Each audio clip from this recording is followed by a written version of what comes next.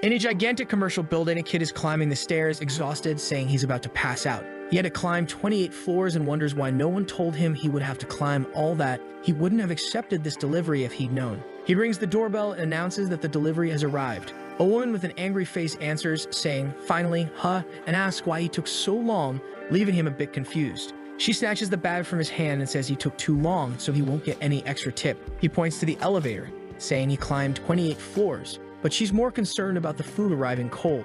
While he seethes with anger, she says that nowadays you really can't rely on any delivery person. He wants to tell her to get her lazy butt off the couch and get it herself then. However, obviously he doesn't say any of that. As she slams the door in his face, the poor guy apologizes, remembering that he needs to stay calm and take deep breaths because he gets too many negative reviews, he won't be able to deliver anymore. Realizing now, unfortunately, he'll have to go down the 27 floors he climbed. Back on his scooter, he thinks it's his fault for being a broke loser. Something catches his attention. When he looks to the side, he sees a dungeon portal. The same old story. A few years ago, portals appeared that allowed you to enter other realms. These realms were full of creatures, a threat too strong for humanity alone to defeat, until one day the gods selected some humans to give extraordinary abilities to. These selected people would be the ones to venture into the dungeons and be called hunters by the rest of the world. But for him, seeing a portal is bad news since he'll have to take a detour to another street because entering it would be dangerous. Suddenly, he receives a call from his boss, scolding him, wanting to know what happened with the last delivery. The boss tells him to stop causing problems since he has a lot to deal with. He says the order he delayed was for an important person, so he'll go a week without getting any orders. He tries to say something, but the guy has already hung up. He sees in the app's review section that the woman from the 28th floor threw the food in the toilet because she said it was old and cold. He wants to call the boss to explain what's going on, but is being ignored. Now the boy is screwed. He's already late on his rent this week. Staring at the gate, he just wonders why he can't be one of the chosen ones and live a peaceful life as a hunter. Exhausted, he just wants to go home and calm down, until Harp plays on his phone indicating he received a delivery request. That window surprises him since he had never seen it before. He decides to click out of curiosity. The phone emits a flash, and when he opens his eyes, he's in a place that resembles the heavens. He's scared, wondering where he is. Is this a dream?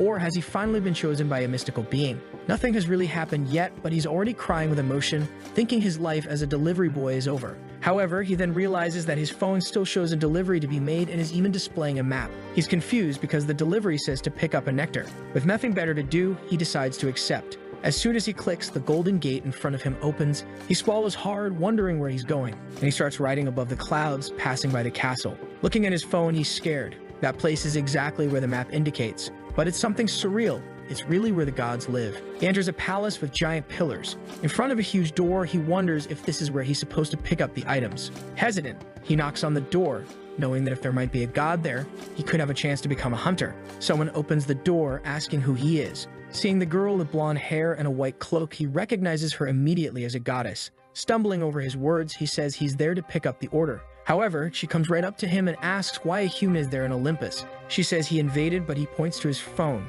saying he's here to pick up a bottle of nectar. She looks thoughtful and says it might be Herma's doing. She sighs, telling him to wait while she fetches something humans shouldn't even touch. She hands him the bottle of nectar and warns that if her brother doesn't receive it on time, he will be very angry. She gets in his face and says he better not take a sip of it, and he says he understands. She points to her eyes and says she's watching him, then slams the door in his face. Once again, he's angry. What kind of nonsense is this? He thought he would escape the life of a delivery boy, but now he has become a delivery boy who will also be scolded by the gods.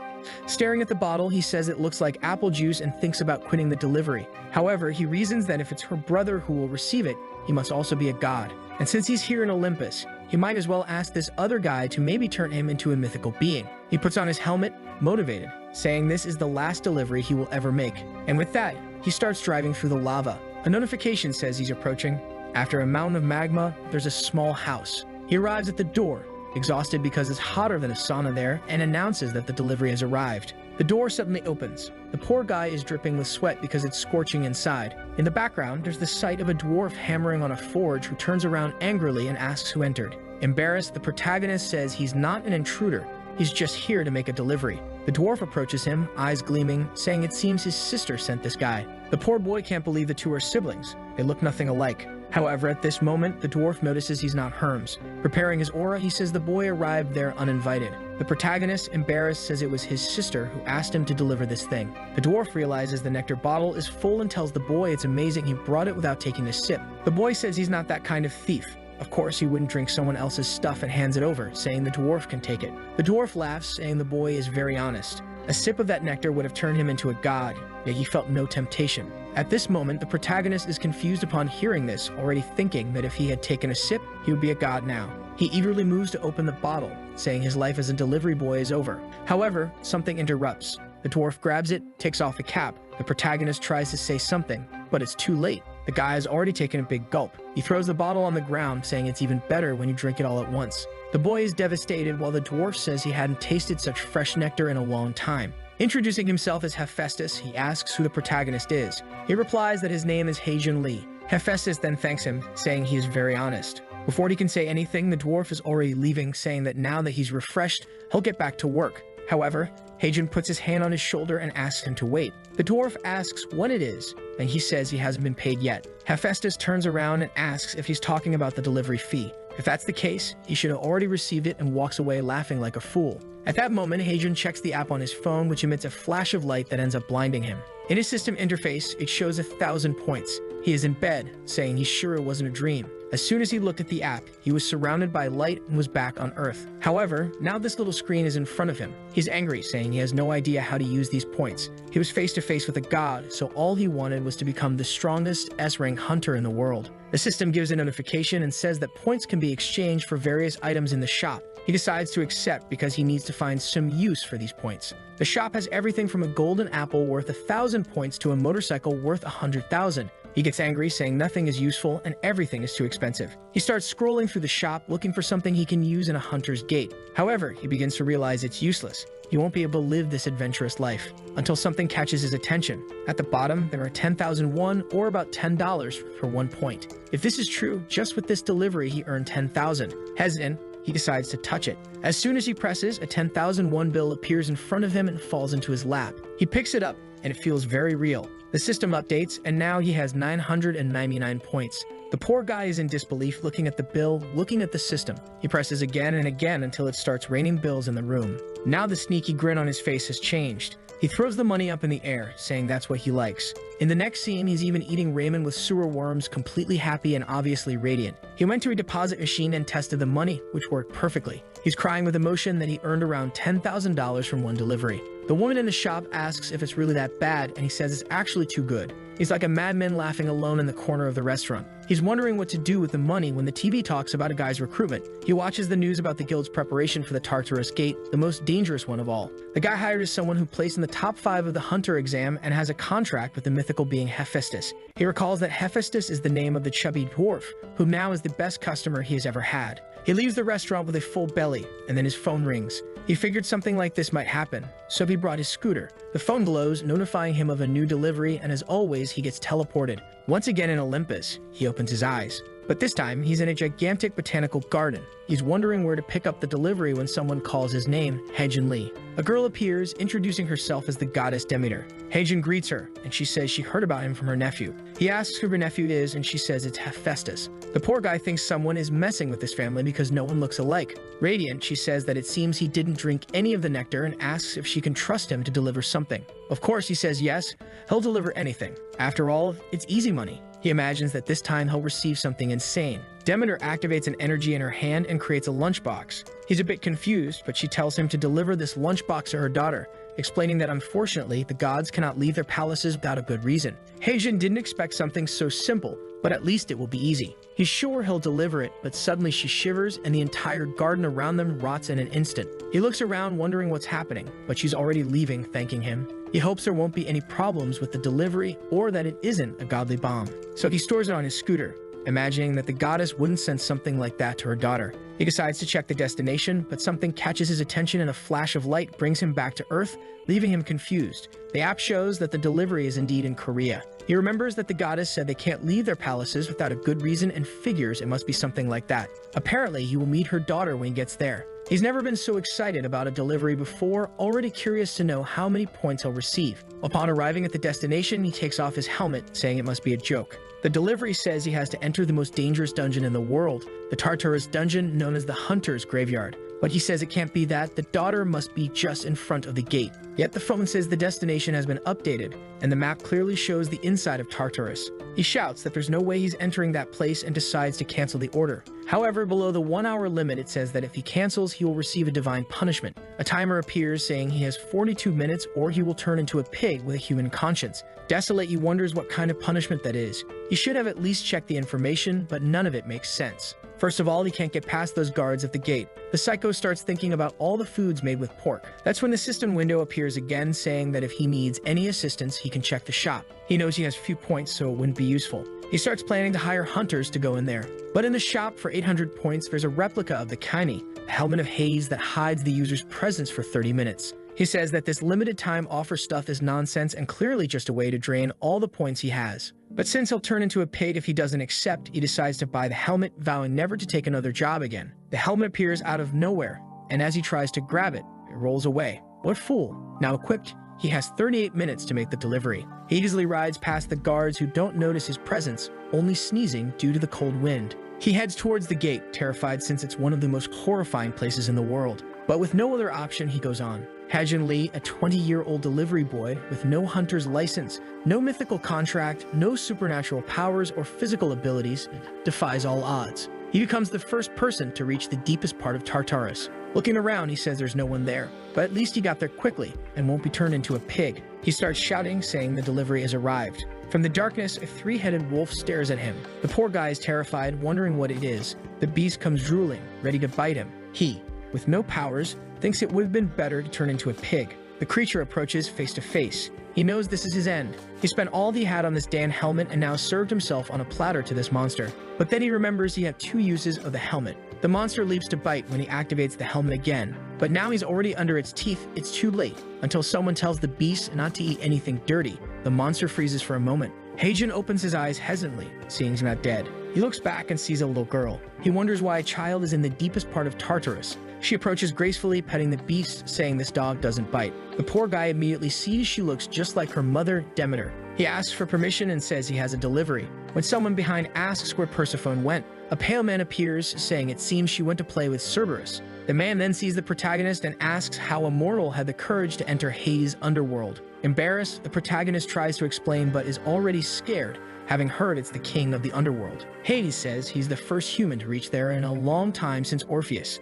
An aura surrounds Heijin, squeezing his neck. The poor guy can't breathe or speak. Hades says Orpheus went there to rescue his wife who had died, but the boy had come to steal his helmet. As soon as he grabs his hand, he notices it's a fake version. Persephone says they should listen to what the boy has to say first. With that, Hades releases Heijin, who falls, coughing. He asks why he entered this domain. Struggling to speak, he explains he came to make a delivery. Hades wants to know if it's a delivery for him, the god of the underworld. The protagonist says that's not the case, and he brought something that his wife sent for their daughter. They look at each other confused. Hades wants to know why he's making the delivery and not Hermes. Trembling, Heijin says he doesn't know why, but that's what he was told to bring. Persephone recognizes the lunchbox sent. Hades asks if Heijin didn't say it was his wife who asked him to bring it. The poor guy says yes, she asked him to bring it to her daughter. Persephone explains that it was made by her mother-in-law. The girl is all radiant, saying it arrived warm. But hearing this, Heijin wonders if the two are a couple. He points to Hades, saying he's disgusting and too old for.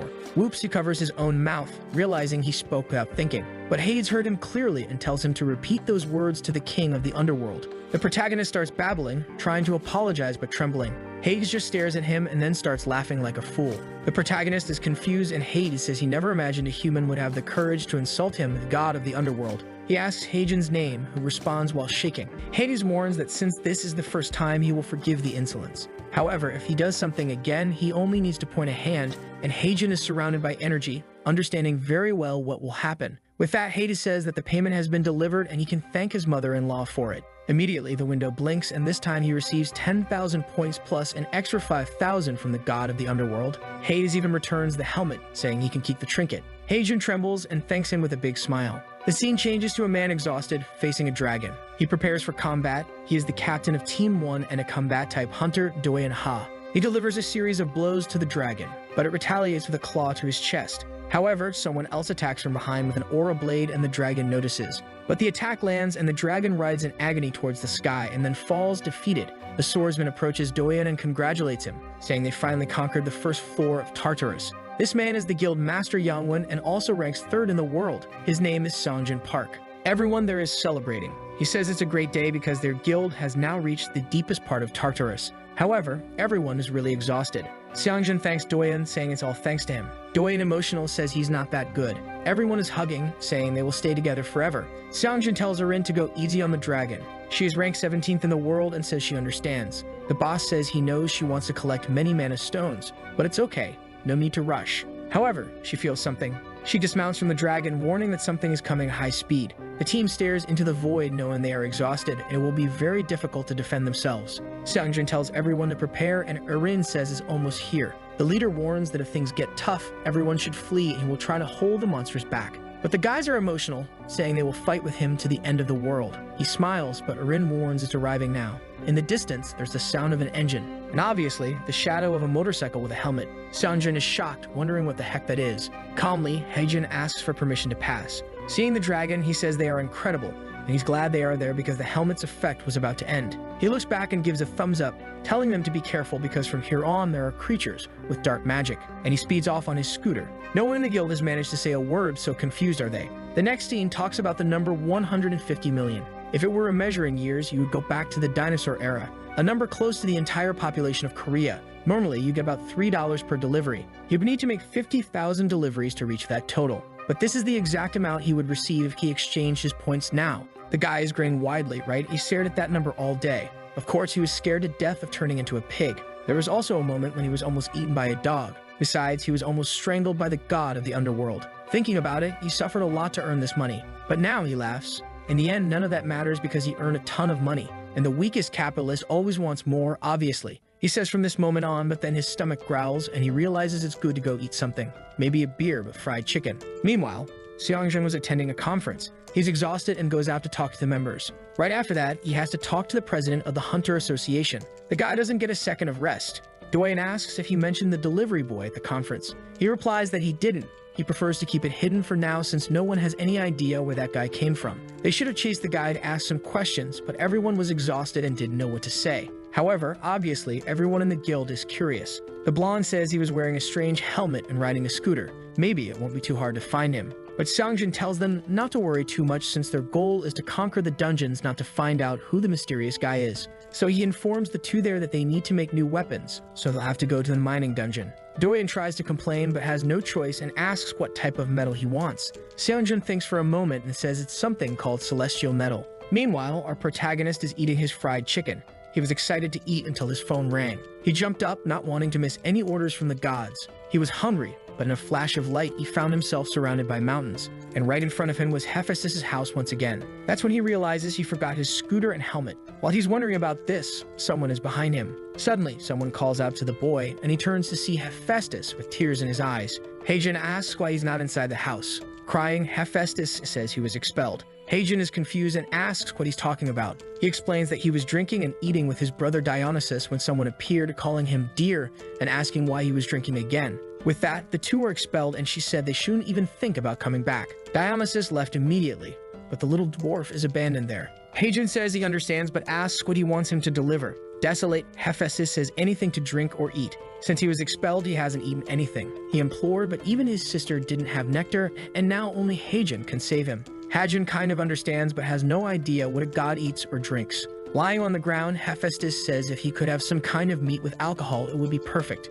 Haejin goes on his phone and tells him to wait a second. A flash of light happens while the dwarf is lying on the ground. He sniffs something until Haejin appears with the beer and chicken he had bought, saying he's happy to share. Hephaestus says he has no idea what that is, and our boy explains that it's a common combo in Korea. The sun is shining between the mountains and the dwarf is incredibly happy, saying he's never had such a refreshing drink in his life. He also thought the chicken piece was too small, but when he bites into it, it has the best taste he's ever had in his life. Haejin wonders if this guy is really a mythical being. The dwarf says he will give him a great reward and tells him to check his phone. At that moment, the phone rings, and when he looks, he's gained another 15,000 points from Hephaestus. The sneaky guy can't believe he earned $150,000 just for delivering some chicken. The dwarf even says that if he needs anything, just call. To him, this dwarf is the most lovable guy in the world, and he wants to hug him. He draws over affectionately when someone approaches. A voice calls out, "Dear," and they both turn. Haejin is startled. She asks why he's drinking again. "Man, what is this?" This is the goddess of plenty and density, everyone. The protagonist is moved to tears by her beauty, saying he's never seen anything so beautiful. He doesn't understand how she's married to that crying dwarf and why he suddenly falls to his knees. Hephaestus starts explaining that he's eating there only because he was expelled from home. She makes an angry face, saying it looks like he's completely right. The dwarf is shocked, and Hagen says he better apologize. She then calls Hagen by name and introduces herself as Aphrodite. She is truly the goddess of love, carrying such an immense amount of happiness. She apologizes, and Hagen says it's no problem at all. He's only there because he was hired. Hearing this, the dwarf asks if he can deliver something. He's unsure what to say, and Aphrodite says he seems to be an honest boy. Not motivated, he says they can count on him since he is the delivery boy of the gods. The dwarf liked this information a lot, but in reality, Hagen wants to deliver something for Aphrodite, right? The dwarf then tells him to fetch some materials he needs for the forge. The location is right in his city, and what he's looking for is also the celestial metal. The next moment, he's already on his scooter, wondering if this is the right place. Once again in front of a gate, but this time for the Sure mines. Facing it, his heart races. He's in disbelief that he's entering another dungeon again. As soon as he saw the location, he went to check and found out it was the mines. He was thoughtful and told Hephaestus that he wouldn't be able to do it, explaining that the last time he entered a dungeon, he almost died. The dwarf asked why, and he said it was because he's not a hunter and can't fight. He only managed because he had a helmet that hid his presence, but now it's broken. Hephaestus said that if it's a broken helmet, just give it to him and he'll fix it. All excited, he got up and said that he's the god of blacksmiths and can fix any mythical treasure. Hagen got excited, and now he's back in the dungeon with the helmet. It's a repaired replica with a duration of 2 minutes and 2 uses. Once again, we go inside the gate, but upon entering there's a fair going on and he's confused. He knew this dungeon was popular, but this is ridiculous. He imagined the problem would be the monsters, but now he realized he would have to go deep into this place to find anything. Meanwhile, Doyam is there calmly eating. After driving for 30 minutes, he finally found an empty place. The only problem is that the terrain is terrible and his scooter is shaking all over. At least he's starting to see some minerals on the wall, but what he needs to find is the celestial metal, a piece of ore that shines in a red color. He keeps going, wondering how far he'll have to go. When he turns a corner, a giant skeleton passes by him. He gets scared but keeps accelerating, since he's still invisible. However, he crashes his scooter's body. A skeleton notices something but is confused because it can't see anything. The only bad thing is that his scooter is now wrecked. He stops for a second and smiles, thinking he has money to buy infinite ones. With that, he continues going deep into the cave, until, on top of a pile of rocks, he sees the celestial ore. He approaches, takes off his helmet, and smiles, saying he finally found it. The problem is how he's going to carry it out of there. He pulls from one side and kicks from the other but gives up. What is he going to do now? But the system saves him and tells him to check the shop. Maybe there's something useful. As soon as he opens it, he sees a recommended item for 4,700 points. It's an explorer's pickaxe that can perfectly mine but only once. But that damn thing, for the number of points, is costing 47 million. He remembers that at the entrance you can borrow a pickaxe for 10,000. He leaves, saying he's not spending money here in a way. The problem is that looking at his scooter, it's clearly not in the best condition. Knowing that maybe when you make it back, the best thing to do is to take the risk. He already spent the 4,700 and threw it in his hand. Then he just needs to charge Hephaestus for it, and he strikes the ore with the pickaxe. Hitting the ore right on top, it magically detaches from the rock, and the pickaxe disintegrates. The ore rolls down the mountain, and he runs after it like a fool. He lifts the thing off the ground, but it's incredibly heavy. After struggling, he manages to throw it on his scooter, thinking it would be much easier if he could go straight to Olympus. But that's when a stone ogre appears behind him. He's without the helmet and gets scared. The creature roars, shaking the entire cave. In another part of the cave, Doyam was fighting some skeletons. Hearing the roar, he wondered what it was. He felt something approaching from the darkness and prepared to fight whatever it was. It was Hagen, accelerating and telling him to get out of the way. Doyam recognized him as the same guy from Tartarus, but the protagonist just passed by, telling him to run if he valued his life. He couldn't even say anything and the guy was already gone. At that moment, he heard something behind him. Turning around, the ogre was heading in his direction. He ran desperately, saying he wanted a ride. The scene shifts to Hagen screaming that he almost died again. Hephaestus says he's very good at delivering quickly, but our boy is cursing, saying he should have warned him it was so dangerous. The dwarf looks confused, saying there's nothing in that place that puts life at risk. Our protagonist tries to explain that the rock was also gigantic. The dwarf seems confused and he says he'll fetch it. With that, he brings the red block. He tosses the massive rock on the ground and asks Hephaestus to take a look at this gigantic thing he requested. The dwarf is shocked and asks what kind of abomination that is. The two stare at each other. Hagen tells him to stop pretending because that is the celestial metal he was asking for. Hephaestus tries to explain that's not what he meant and lifts the stone, saying he's never heard of such a large and pure celestial metal. Hagen is confused by what he said. The dwarf tells him to wait and shows him something. He comes back with a small stone, saying that was the largest piece he had ever seen before this one. He tells the protagonist that he's more incredible than he thought and really deserves much more than what he's being paid. He tells Heijin to take a look. Heijin is shocked while the dwarf is all excited about his rock. He was supposed to be paid 20,000 points for the delivery, but he received an extra 30,000 points for the size of the stone. He's dizzy, having received $500,000. The dwarf explains that he had to pay more because it would be ridiculous to take just a piece and tell him to take the rest back. Heijin falls to the ground and thanks him from the bottom of his heart. The dwarf tells him to get up, but the boy says he can't. His legs want to express their gratitude. The news reports about the earthquake that happened in the Suri mines. Xiangjun asks Doyen if he's really okay. He says yes, but warns that the mines will be closed for a while. Xiangjun asks what happened, and he says there was a giant golem there. And that guy who was at the Tartarus gate appeared again. The strangest thing is that the golems seem to be chasing him. Hearing this, Xiangjun starts thinking about recruiting the protagonist. Doyen says that if he wants, he can find him. He remembers the guy's bike and license plate, and also got the place's recordings. The leader thanks him, saying bringing someone like that to the guild would be very good. He's happy the guy wasn't hurt, and says that from now on, he'll handle these things. Radiant, Doyen thanks him and says he'll follow him to the end of the world, until Xiangjun asks if he got any celestial metal. Then both go silent. Meanwhile, Heijun sees 75,000 points on the screen and grins like a fool. Now with $500,000, he can finally start thinking about a new house. The money he's earning is a lot even for a very good hunter. The only problem is that he knows he's surviving on luck. He starts wondering if maybe there's something useful in the shop. He opens the store looking for something. The problem as always is that everything is extremely useless and expensive. The cheapest weapon costs $1 million.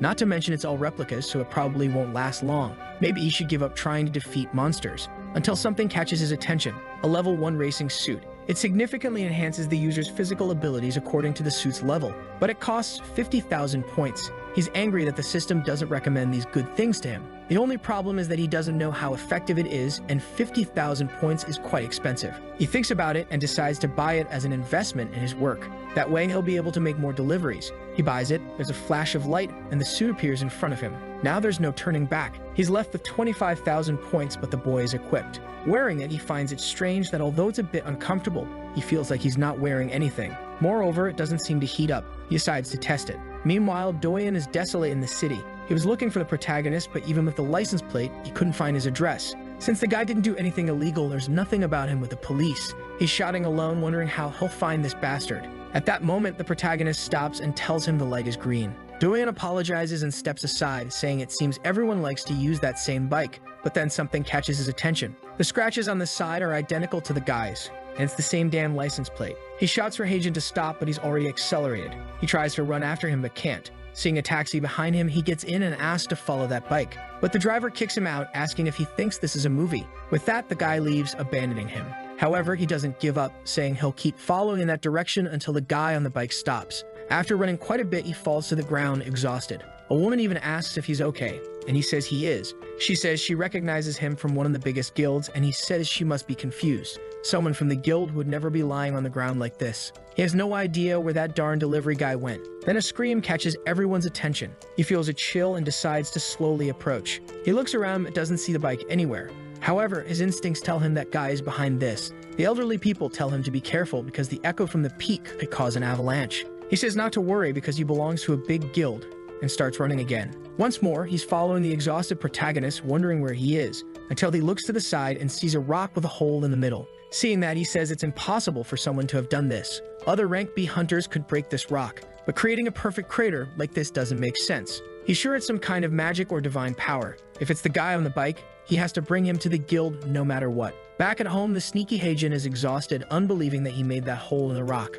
Not to mention, for a few minutes he could run faster than his bike. Now he's happy and feels confident to enter any dungeon. His phone rings once more, but instead of a harp sound, it's the sound of a Chinese instrument. He sees that the location is in Buxiang. Realizing he's not going to Olympus and it's probably a dungeon, he searches on his phone about dungeons in Buxiang. And obviously, as he imagined, there's one called Mount Huago. It's a delivery without a time limit, so he's going to wait for his suit to recharge before doing it. What he didn't realize is that he was being followed. The blonde from the guild was keeping an eye on him. Xiangjun already knew everything Dayan told him. He said that if they spread hunters throughout that region, they would definitely find him. Xiangjun said it wasn't possible because they didn't have a picture of the guy, but Dayan told him to relax. He showed him a perfect sketch he made of the wanted guy on the bike. The leader asked if it was true that the guy seemed stronger than he appeared. Daeum explained about the pierced rock he saw. It's not something a normal hunter can do. Now they're motivated to recruit the protagonist before the Black Dragon Guild can find him. Although Youngwon is currently at the top of the Korean guilds, the second largest guild, Black Dragon, has been growing a lot in recent years.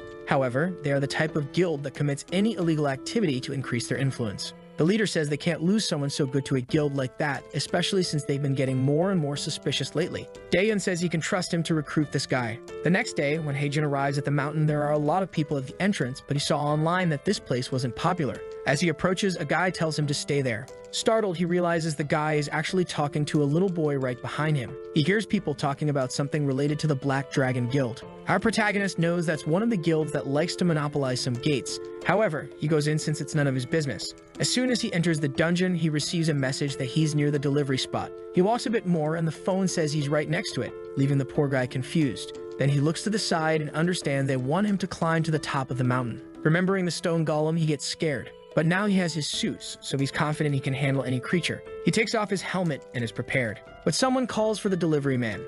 A face on the ground calls out to him. Haejin is startled. It's the head of a monkey talking to him. The monkey tells him not to be so scared. Hasn't he ever talked to a monkey before? He's a bit unsure of what to say and asks if the monkey ordered the delivery. The monkey says a kid with a winged hat told him that if he wished hard enough, someone would appear to complete the request. Our protagonist wonders if that child with the winged hat is behind all of this. The monkey then says there's something he wants Haejin to fetch, and the protagonist says to just ask. The monkey introduces himself as the beautiful monkey king or the victorious Buddha. However, people want to call him, some like to say he's the great Sun Wukong. Haejin immediately thinks of Goku and approaches, asking why the monkey is stuck down there. Sun Wukong says he was punished just because he stole some peaches from the Jade Emperor's tree. All he wanted was a bite, but as soon as he touched it, he was imprisoned under the mountain. Haejin says he understands and asks what he wants him to fetch. Wukong says it's nothing too much, just follow the direction behind him and he'll find a pile of trash. There's a hidden box he wants Haejin to bring back. Haejin thinks about this and sees it's 6 miles away. Since it's not far, he says he'll be back soon and sets off. However, the little monkey smiles slyly. In the middle of the forest, some adventurers wonder if that is the boss of Mount Huago. Sitting on the ground is a gigantic golem. A girl approaches and tells them not to be afraid. Guys, this is the master of the Black Dragon Guild, and she's very dangerous, carrying a presence that might rival Aphrodite's. Her name is Jua Han. She knows the Yangwon Guild managed to advance the first floor of Tartarus. However, if they can defeat this 8-trigram boss, they might be able to claim the top guild spot. She orders everyone to attack, and the blonde behind her gives the order for the tanks to march forward. However, the guys are hesitating, saying that thing isn't moving, but something feels off. As soon as one steps, a crater opens and the creature begins to rise. The monster is large enough to cast a shadow over the entire team. A roar from the monster makes everyone in the guild tremble, saying they can't fight that thing. But the blonde warns that anyone who deserts the mission will be killed by the guild. The adventurers say it's impossible to defeat such a creature with these lousy weapons. But at that moment, a redhead shouts for everyone to get into combat stance.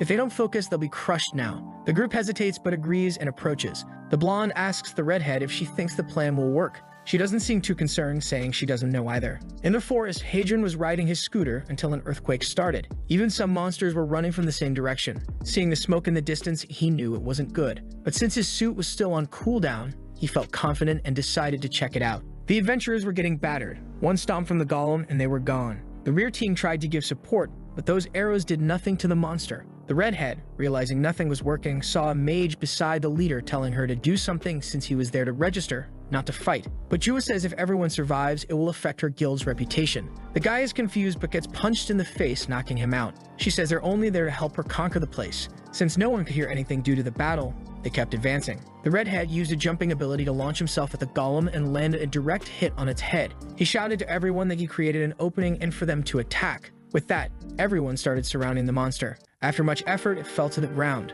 The team celebrated, saying that finally the attacks were working. They all cheered, saying they would get out alive. However, the golem suddenly reawakened. Some gears heated up and it started to rise again. Johan seemed excited that the boss was entering phase 2. It now looked bigger and stronger. From the back, Haejin observed everything, wondering where's the like button on this video, my friends? If this video does well, I will bring part 2, so activate the cheeky little bell, and I'm out.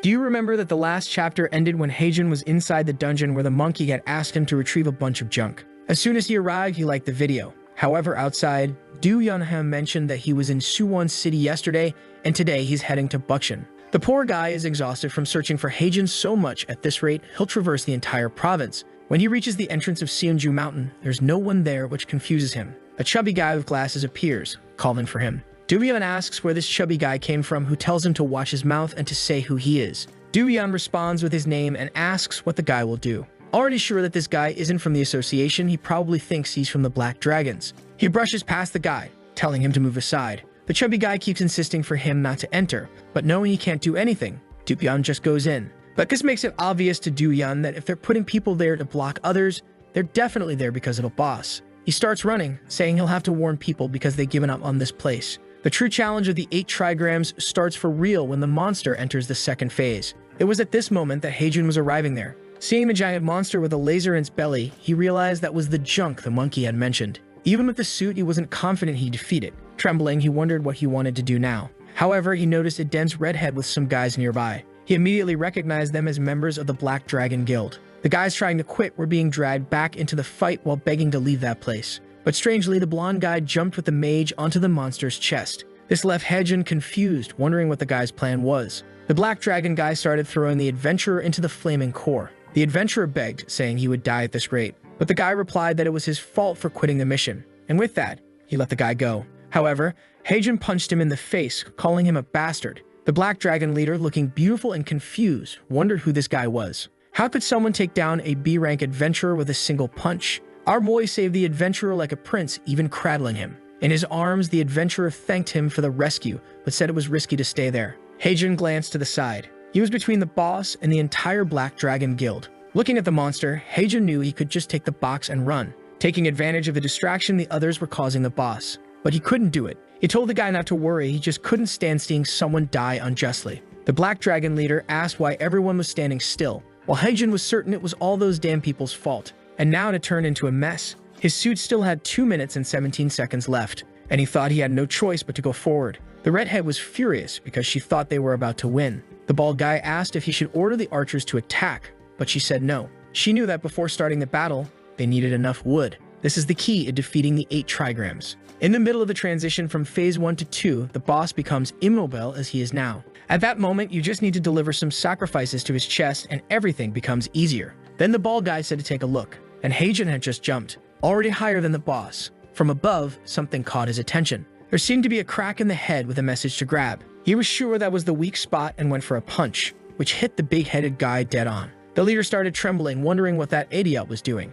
At this rate, he would end up waking the boss. Because of this, she ordered everyone to stop him. She didn't care if he died or not, but wanted to somehow stop what he was doing. The people fired a bunch of arrows at the boss, and Haejin's suit had 1 minute and 31 seconds left. Punching the ogre's head, he asked for it to break soon. A window appeared saying danger had been detected, and his body seemed to dodge the arrows on its own. He was startled by this, wondering why those people were trying to kill him. The bald guy told the leader that the guy was strangely a dodge god. There were arrows even behind him that he was dodging without seeing, until one hit the ogre's eye. At that moment, the ogre trembled, and its eye glowed. The bald guy wondered if they would have to use everyone to stop that guy. Then he ordered the front line to charge. Haejin wondered when the boss would stop. It looked like the monster was wearing a wig of arrows, but then the ground beneath him began to tremble. The captain's fan fell to the ground as she knew they were now screwed. The creature's eye lit up, and now phase 2 was complete. Haejin started talking about how it was too hot up there, while the people below were trembling. The golem came to stomp on everyone, roaring. With one impact, the entire army was decimated. The bald guy asked the leader what they would do, but the master had no idea. She knew there was nothing more to be done there. Seeing the golem in front of her, she was sure everyone there would be turned to ashes. However, up above, Haejin hadn't stopped, delivering a series of punches to the monster's forehead. The master couldn't believe he was still alive up there. The problem was his suit only had 10 seconds left. He continued punching, and it went down to 8 seconds. At 5 seconds, he insisted, asking for it to break. 1 second remained. He delivered a punch, exploding the creature's head. When the smoke cleared, Do-yeon had just arrived and was in disbelief. Seeing the fallen boss, he wondered if the kid really had defeated it alone. In a way, Do-yeon felt a connection to Haejin because they seemed to have a similar fighting style. But he didn't imagine he would find that guy here. He ran toward Haejin, saying he needed to recruit him to the guild today. Down below, the Black Dragon guild members hadn't died, and Jo-han couldn't believe that loser had defeated the 8 trigrams alone. The bald guy asked for orders, and she said to capture him as soon as the smoke cleared. She was sure that even though he was strong enough to defeat it, he would be exhausted now,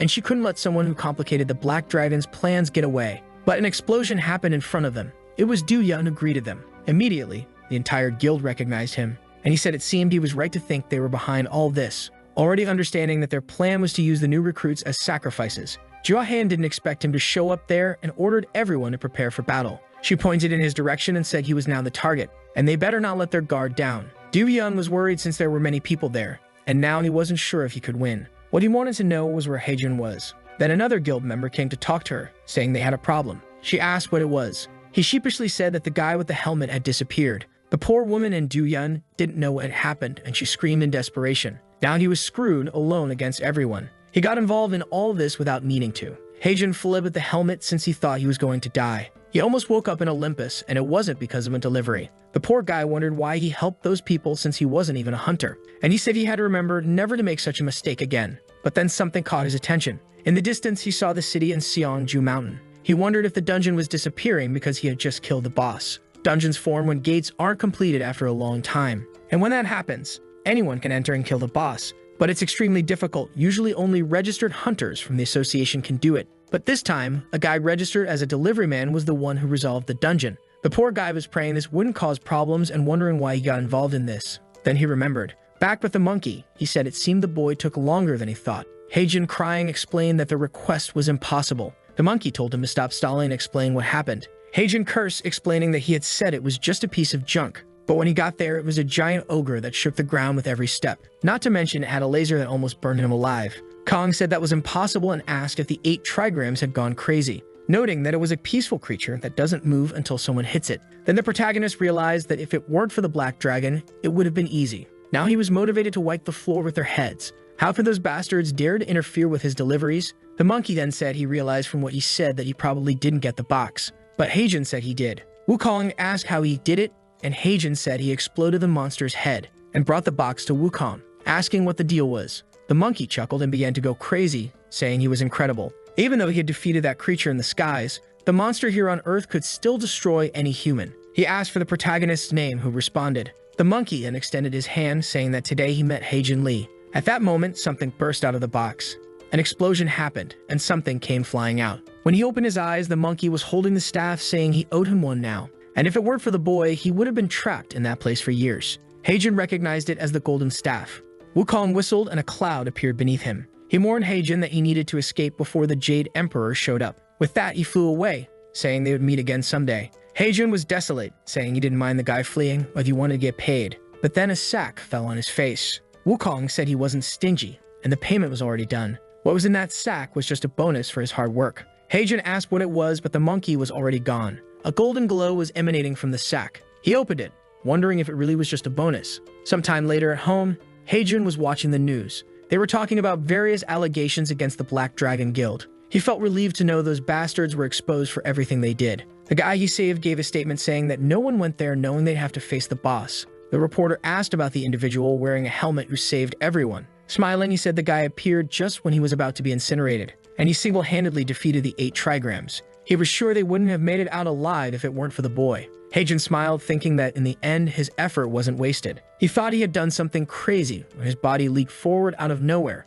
but everything turned out fine and his identity wasn't exposed. But the most important thing was that he got paid, and now he had 95,300 points. He earned 70,000 just from this delivery. But the greedy part of him felt he deserved even more because of that boss. But for him, it was fine. After all, if he exchanged it, it would be $700,000 for one delivery. He could buy a crazy apartment, and he also received a gift he never imagined he would get, a piece of hair from the great Wukong. If you place it in your palm and blow on it, you can summon a clone of the King Wukong himself.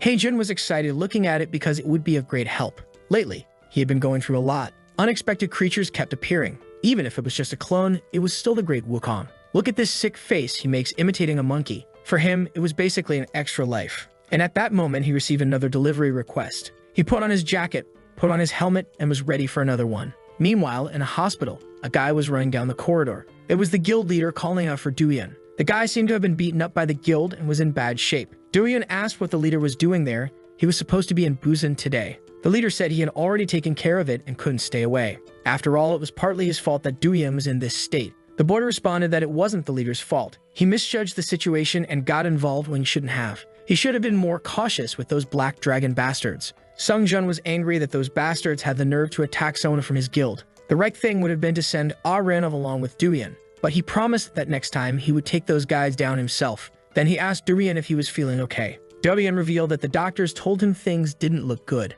Sung-jun was shocked and asked if his days as a hunter were over, but the rascal was just joking and said the idiot was fooled. His arm just had a slight break, but soon he'd be 100%. He started laughing in the leader's face, asking if he believed he would retire just because of that. Sung-jun grabbed his cheek, saying that today was a good day for the kid to retire, but he responded that he would follow the leader until the end of time. Sometime later, the leader asked if it was true that the boy defeated the 8 trigrams alone. Durian said he saw with his own eyes the guy exploding the monster's head with a punch. For him, as a martial artist, seeing the guy win without any weapons was inspiring. Durian then asked if the team sent to find the boy had already succeeded, but Sung-jun said, unfortunately, no one found anything. They saw on some cameras that he entered an alley, but after that, he disappeared. In the sky, Haejun was sneezing, thinking it was too cold there. A while later, he was at Hephaestus' house, where it was too hot. He opened the door, greeting his friend, who didn't seem to notice, so focused was he. He sat down, thinking that for now, the best choice was to wait for the guy to finish the job. But now, in a warm room, he was getting a little sleepy.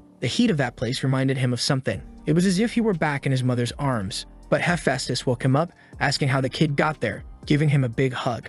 He was startled and asked when that damn dwarf appeared. Hephaestus said it seemed the boy was very tired today, but the delivery he needed was quite far. Could the boy handle it? Haejun thought about it. After all, the rascal knew the farther he went, the more he got paid. And he said he was willing to walk halfway around the planet as long as they paid the right amount. Hephaestus smiled, saying it was always good to count on the boy. And he pulled out a staff, saying this was what he wanted to be delivered. Something he had built with the materials Haejun had brought, but the delivery date was for today. Hearing this, Haejun said he would have to start running right away. He observed the design and asked where the guy wanted him to take it. Hephaestus revealed it was to a pyramid. Haejun was shocked and said it would be easier to send it by plane. And besides, pyramids aren't part of Greek mythology. Winking, Hephaestus said he had clients outside Olympus. Haejun was annoyed but ran off, saying he would sort it out in a few hours. Suddenly, Hephaestus told him to wait because he forgot to mention something. The client he was delivering to was quite peculiar, so he had arranged for an assistant for Haejun. The boy was confused, wondering why he would need an assistant for a delivery. Suddenly, someone greeted him,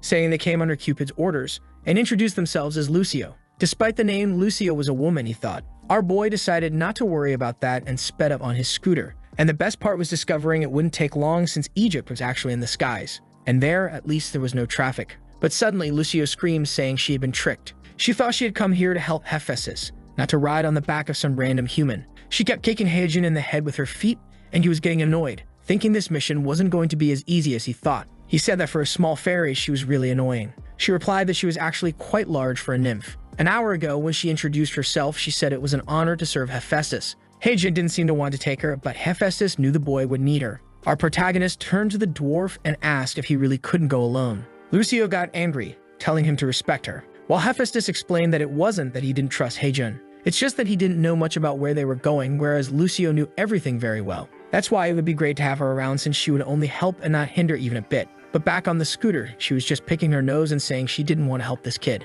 Wondering why she had to stay on a human scooter, she kept kicking his head, asking how much longer it would take to get there. Our boy ignored her, and she kept shouting, telling him to answer already. He then told her that if she stayed quiet, he would tell Hephaestus that she was perfect and didn't cause any trouble at all. But for Lucio, not being able to help would be a stain on her reputation.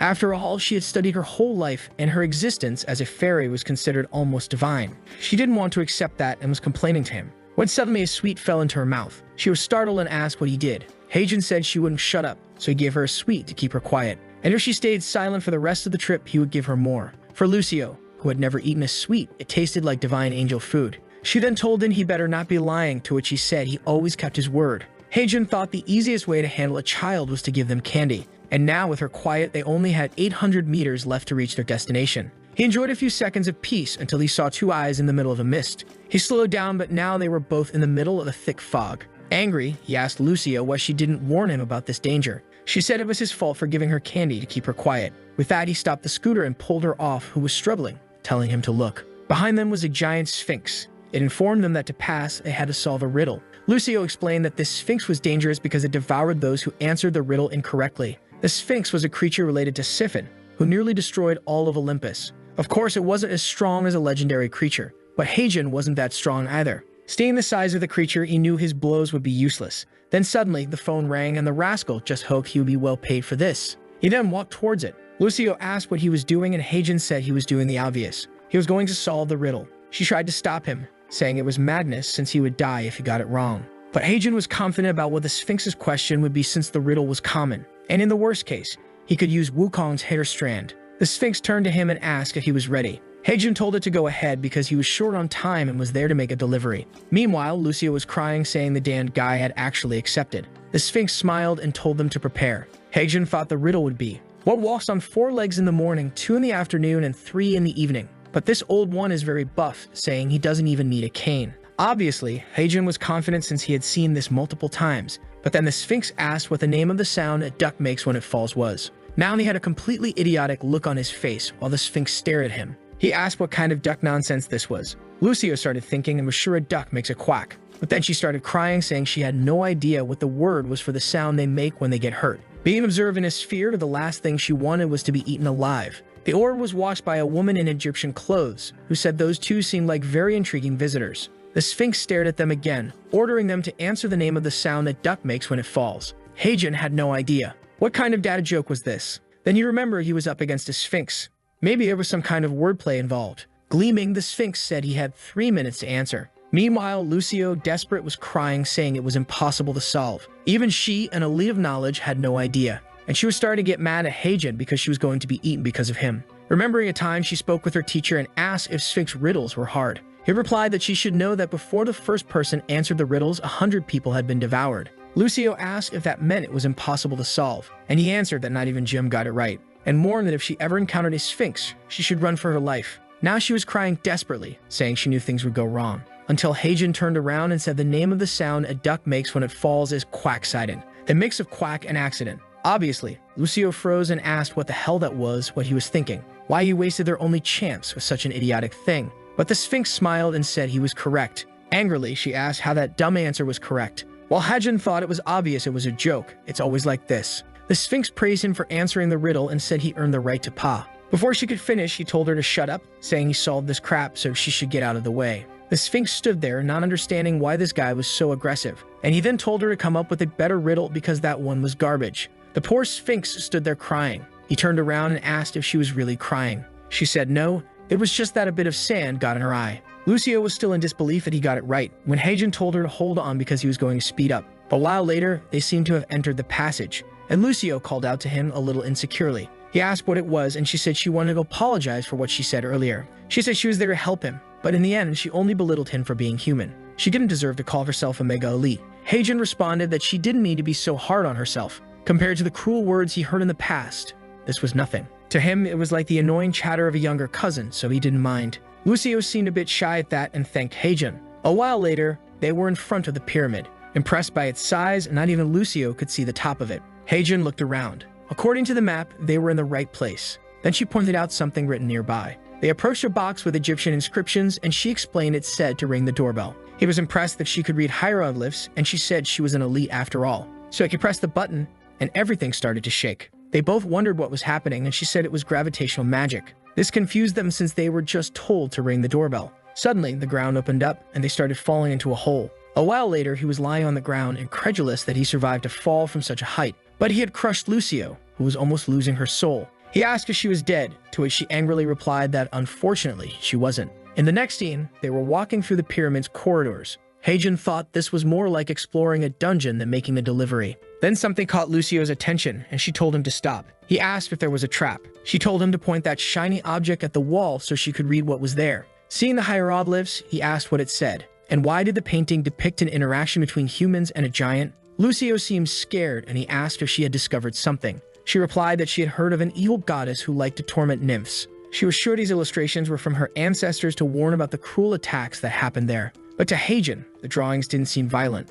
It looked more like some kind of festival in a field. But now she was motivated, saying she would seek vengeance for her ancestors because this was an unexpected chance. Heijin told her to keep quiet since the person there was their client. Then a mysterious leg appeared, asking what this talk of vengeance was about. They turned around as she asked why they had invaded a woman's home. Gleaming and all Cleopatra-like, she said the two were very rude. While shining brighter than 1,000 lights, she asked who among them was seeking vengeance. Heijin couldn't see anything, obviously, but Lucio, determined, flew towards her, saying she was avenging her ancestors. The protagonist told her to calm down and asked what she was thinking. Meanwhile, the Egyptian woman smiled, asking if she was a nymph, saying it had been a long time since she had seen one, and then gave her a hug, saying she was a very cute girl. While being embraced, she told the enemy to let go of her. Heijun stood there, not understanding what the heck was going on. A while later, the woman explained that a long time ago, there were festivals for the nymphs there, and the younger ones were always so cute. It was just a pity they were no longer with her. Heijun said he understood how they all died. It seemed she had hugged them all to death,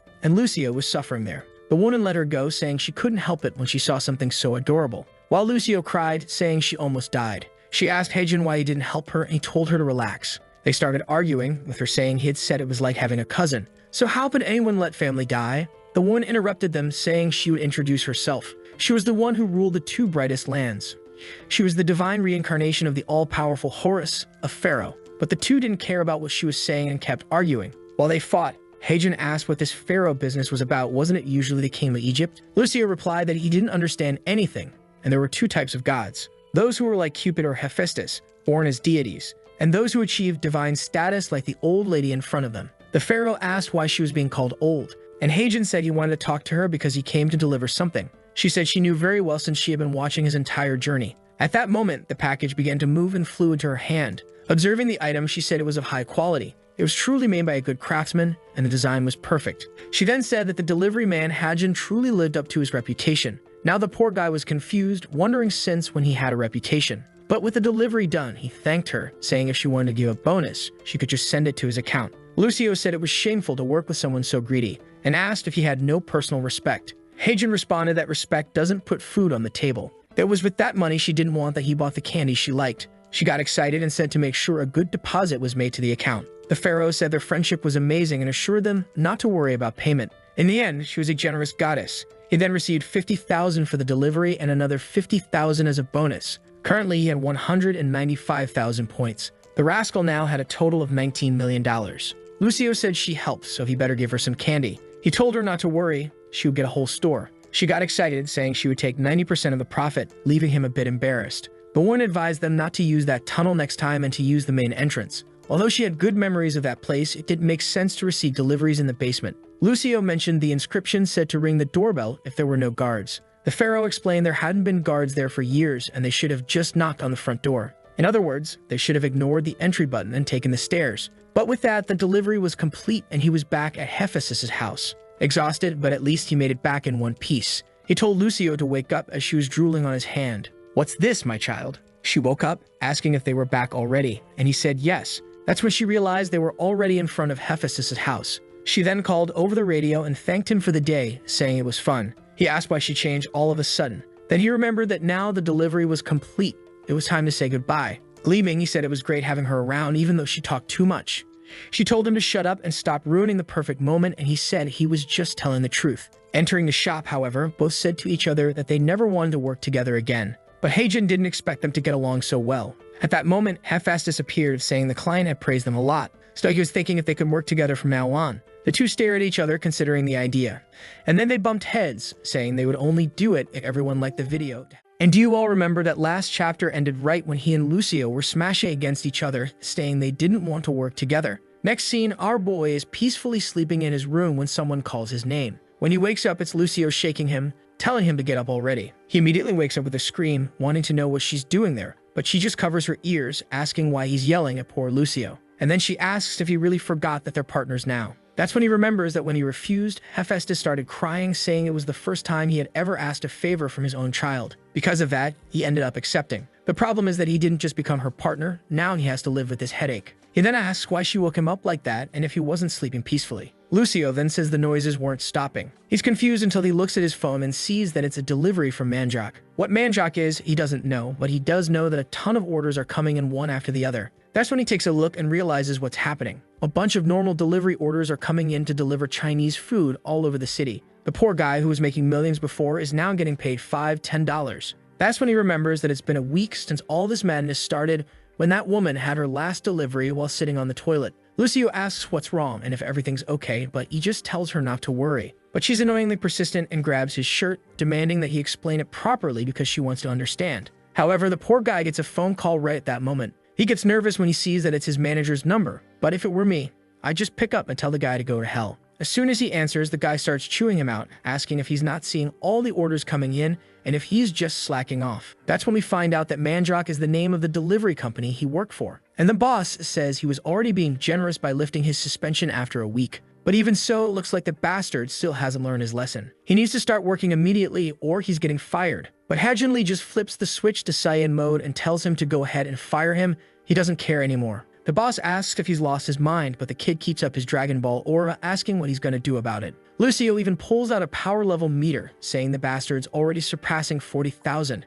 and suddenly, the meter shatters. The boss asks if he really thinks he'll find a job anywhere else. If he gets blacklisted, he's done for. Hajin just says he doesn't care anymore. This attitude is exactly why the boss is already going bald. The guy tries to say something else, but our boy hangs up on him. The loser is left there crying, complaining that the bastard had to mention his baldness. Lucio then asks if he's really okay. He turns to her with a smile and says he's fine. It's time for them to go get something to eat. Meanwhile, over at the guild building, Seongjun is worried because no one has been able to find that damn guy. The red-haired one, Suojang, says they checked every street he told them to, but no one matching the description was there. His guess is that the person already knows they're being hunted and is purposely hiding. Seongjun just thanks him, saying he understands. He already has enough problems, and now this mysterious guy is starting to give him a headache too. The guy asks if they should keep looking, but he says no. It's not worth wasting people on this anymore. He then asks about the situation in Busan, and the guy says things aren't looking good there either. The team of 6 rank hunters that was sent over came back without closing the gate.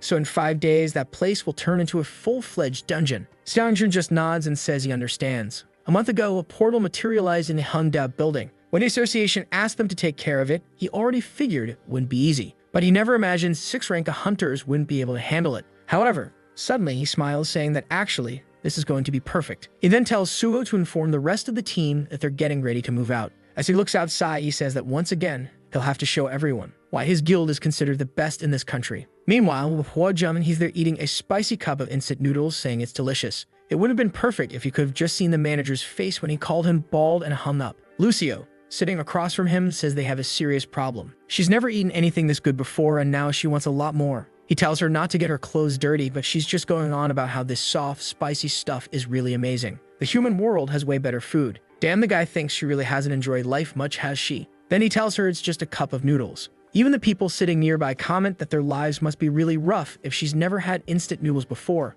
Given the girl's age and the guy's face, people must think he's a single dad who had a kid way too early and is now stuck in this situation. Our boy didn't expect that this is how society sees him now. Sometime later, outside, Lucio is full and he wipes her face, telling her he told her not to eat that much. Yeah, and that's when he realizes this situation is looking more like he suddenly got a daughter than a mission partner. He starts hearing people around saying how sad it is to see such a young guy already raising a daughter alone. Clearly, this apartment isn't enough for him. Our boy realizes the entire neighborhood is now judging him. But if Lucio is really going to be living around him every day, maybe he does need a bigger place. He wonders if moving might be a good idea, and she seems excited, saying it'd be great to live somewhere bigger than that tiny fish tank of his. She says that if they're moving, it should at least be that huge castle. Obviously, she's pointing at a massive, ultra-luxurious building. He squishes her cheeks, telling her she has no idea how much an apartment like that costs. With puffed-up cheeks, she wants to know what happened to the money he earned from the pyramid. That's when he remembers that considering the number of points he actually has over $1 million, so it's not impossible. Maybe it really is time for him to get his own place. Lucio is already excited, saying the place is gigantic. Wait a second, is our little delivery boy actually getting a luxury apartment? On top of that, it was built recently, so it's super fancy even by today's standards. He asks the guy for details, who tells him they'd be able to move in at the earliest in 2 weeks. The guy is trying to explain everything, but Haejun Lee just says it's fine, he likes it because it looks good. Still, he wants to check out some other places. Because come on, it doesn't make sense to buy the first one you see. He then calls for Lucio, saying they're going to look at more places, but she asks why they don't just stay there. He just picks her up and says he hasn't decided yet, so they're leaving. That's when he glances to the side and thinks he recognizes a girl. Is it just me, or is this the first woman we've seen aside from the hunters? A little later, Lucio is once again stuffing her face with instant noodles, saying it's delicious. She looks at our boy and asks why he isn't eating anything. He's just drooling over the papers, mumbling about how he bought a house after just 1 day of searching. Now that's true luxury. After that conversation with the guy, they checked out a few more places, but in the end, he went with the first one. Since it was newly built, he even got a decent price. But the only thing stuck in his head now is that girl he saw when he left the apartment. Forget what I said. He just remembered he saw her at the Tartaru's gate, meaning she's a hunter too. He figures that since the helmet was covering half his face, at least she didn't recognize him. But there's something more important right now. Why aren't any more delivery orders coming in? Lucio says they did one recently, but he points out that was 2 days ago. She says 2 days isn't that long, but our boy is used to doing at least one delivery a day. She tells him to stop expecting things to always be that way. Greed never leads to anything good. Besides, he should have made plenty of money. Hae-jin Lee admits that yeah, he did, until yesterday. Before buying the place, he had about $19 million to spend, but just the down payment for this apartment was $12 million. If he starts calculating the installments plus furniture and living expenses for both of them, he realizes he spent way too much money. Lucio is shocked, saying that with the money he got from the pharaoh, he could have bought a castle in the divine realm. He just replies that he can't help it. Real estate in Central Korea is really that expensive. She wants to know what they're going to do, and he says that when you don't have money, you save. So no sweets for her for a while.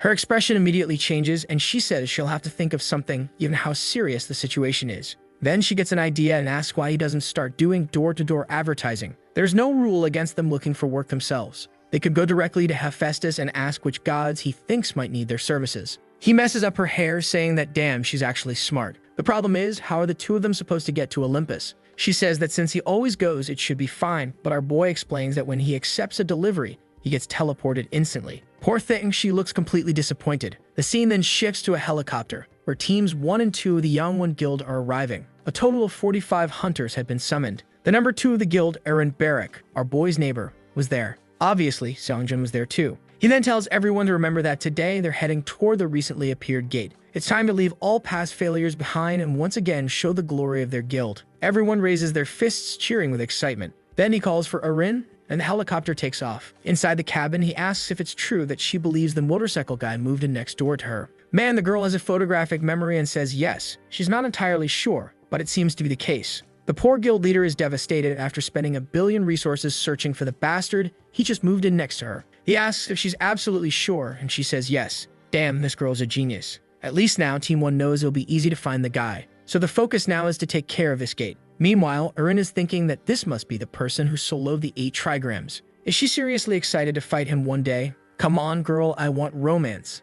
Not this crazy battle obsession. Back at Hephaestus' forge, our boy arrives. But unfortunately, this time it looks like he didn't come for work. The lights are even turned off. Lucio is freaking out, saying they should leave before they get punished for trespassing without permission. Our boy says there's no need for that, especially since she's the one who taught him how to get here. Still, Lucio insists, saying they're being extremely disrespectful by barging into someone's home when they're not even there. He realizes she's being a total hypocrite since she's the one who called the forge an old hag, which is way more disrespectful. That's when someone steps on his back and demands to know who dares to trespass on his property this early in the morning. Obviously, it's just Hephaestus, and our boy greets him. The god immediately comments that he doesn't remember requesting any delivery, so why is he here? Our boy, all cute, too cute for my taste, says he's here to ask for a little favor. The dwarf wants to know what it is, and our boy says that before that, he thought it'd be rude to come empty-handed, so he brought something impressive. The god asks what it is, and our boy proudly presents a fresh bottle of soju. He remembers how much Hephaestus liked the beer he brought last time, so now he brought something new to try.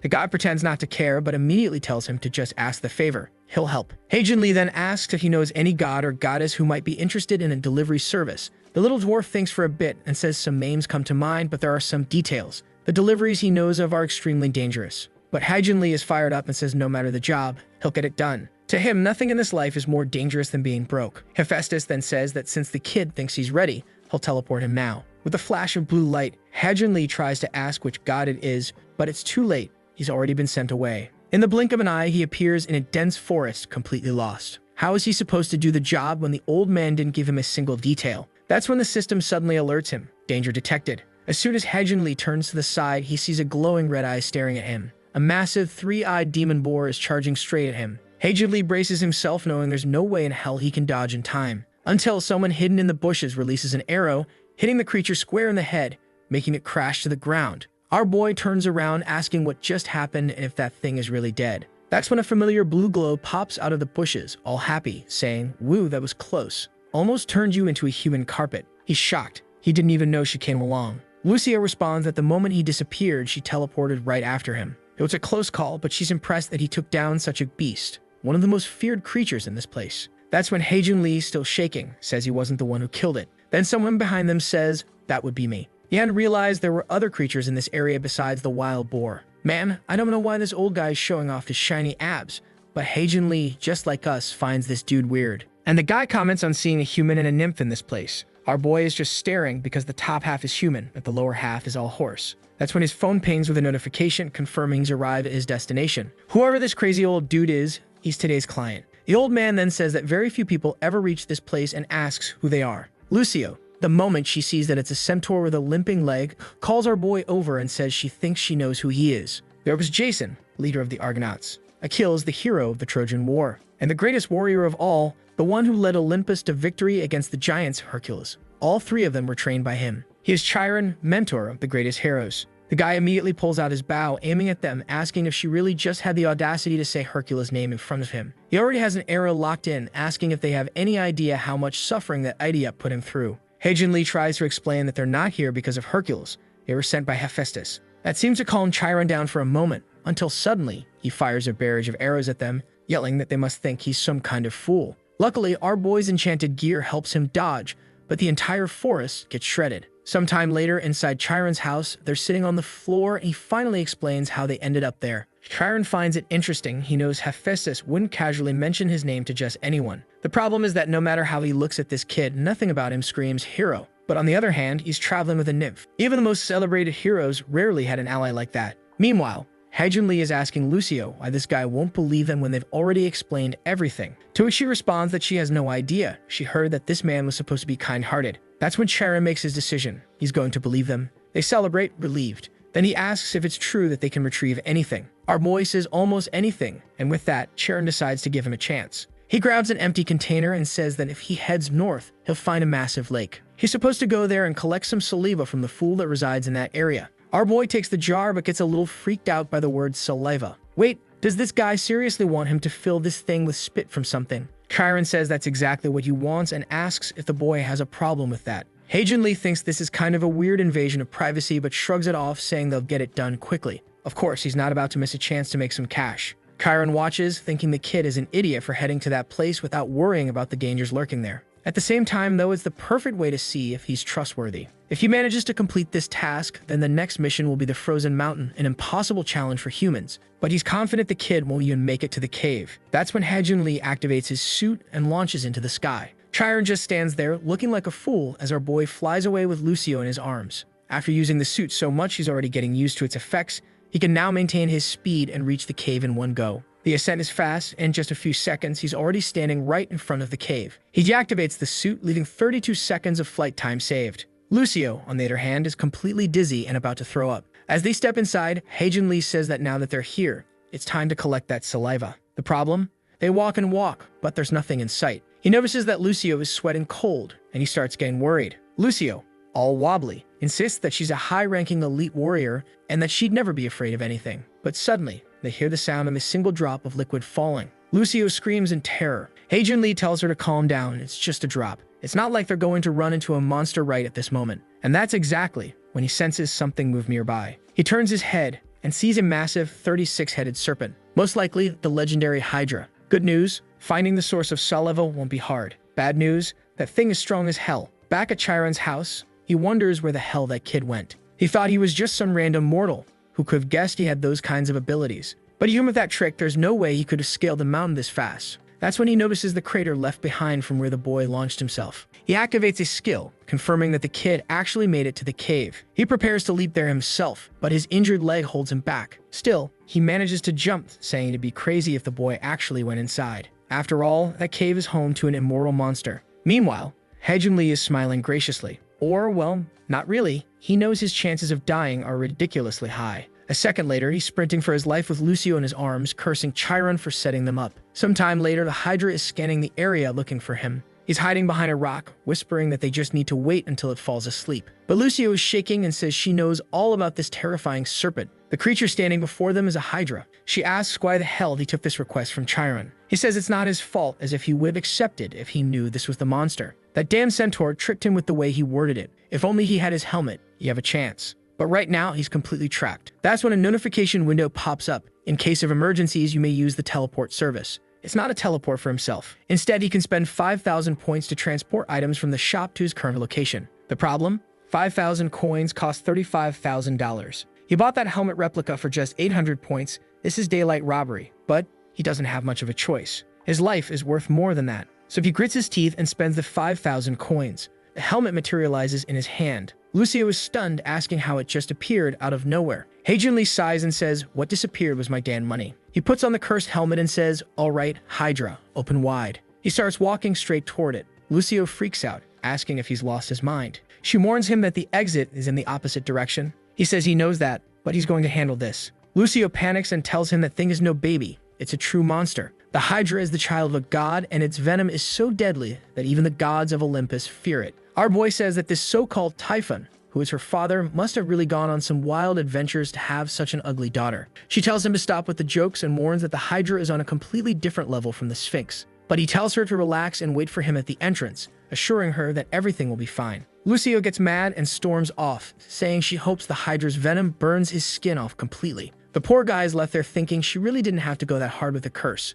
But now it's time to deal with this creature. With the effect activated, he starts walking toward it. It seemed to be asleep, even with its eyes open, as venom dripped from its mouth. With that, he opens the container and moves to collect it. When he sees the venom touch the ground and melt everything away, he realizes that anything would be destroyed by it. He has no idea why Chiron wants something like this, but this amount should be enough. Considering the giant monster right in front of him, he better be paid well for this. That's when suddenly, the entire cave starts shaking. The ceiling looks like it's about to collapse, and he has no idea what's happening. An earthquake is shaking the entire cave, and the worst part? He dropped the container. Yeah, now he's screwed. His hand is literally on the Hydra's eye, and he's wondering how the hell he's supposed to steal saliva now. The monster seems to be staring right at him, and he lets out a scream. But actually, it was a mental scream. He didn't say anything out loud. With that, he covers his mouth, telling himself to stay calm as long as he's wearing the helmet. There's no reason to panic. That's when someone asks what's going on. A voice says that it smells the decaying flesh of spirits from the underworld. It's a scent it hasn't smelled in a long time, and it wants to know if the boy was sent by Tartarus. Heijun immediately realizes that he was located by scent. The voice tells him not to be afraid, saying it knows he's wearing Hades' helmet, which hides his presence. Our boy sees that there's no point in pretending anymore. And then the voice asks why he came to find her. Sweating cold, Heijun knows there's no way in hell he can say he came here to steal saliva. The snakes keep asking why he's there, and one of the larger heads says it looks like he was sent by Hades. They start arguing among themselves, and then the voice demands to know why the boy isn't saying anything. It better not be that he came all this way just to wake her up for no reason. That's when our boy improvises and says that he's just here to check on her. He removes the helmet and says he came from Tartarus to see how she's doing. The girl seems surprised by this.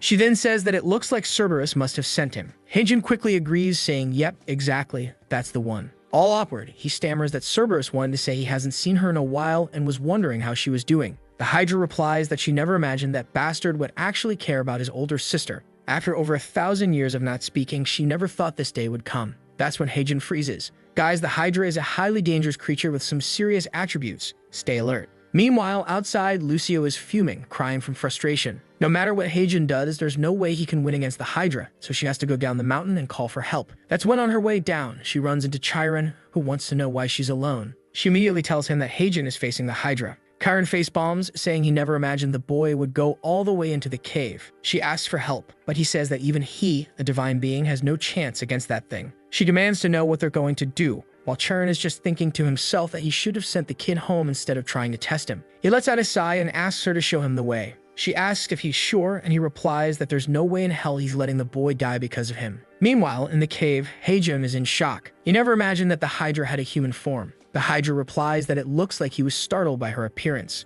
She explains that she hasn't been able to take her true form since she was trapped there. Not even her brother has ever seen her like this, so it's normal for him to be surprised. Heijun is sure that when she says brother, she's referring to Cerberus. Glowing softly, the Hydra asks him to tell her how her little brother is doing because she really misses him. He simply says that her brother is doing great. He gets to eat 3 meals a day, is working hard, and is happy with his progress. Of course, he's not about to reveal that Cerberus is now Persephone's pet. The Hydra smiles and says she's relieved to hear that. Heijun quickly waves goodbye, saying that now that his job is done, he's leaving. But just as he turns to leave, she tells him to stop, and he immediately freezes. She then says that if he came all this way because of her little brother, he can't leave empty-handed. Heijun's body won't move. He turns back all stiff, saying there's really no need for that. But she's already flicking her tongue dangerously, insisting. Then she turns around and tells him to take something. She tells him to take the differently colored scale on her back. Our boy is hesitant, not sure why she wants him to have it. But she simply tells him not to worry, saying that her scales hold magical power that will aid him on his journey. He figures it's probably similar to the strands of hair Wukong gave him. At this point, he's already convinced, thinking to himself that there's no way he's turning down something like this.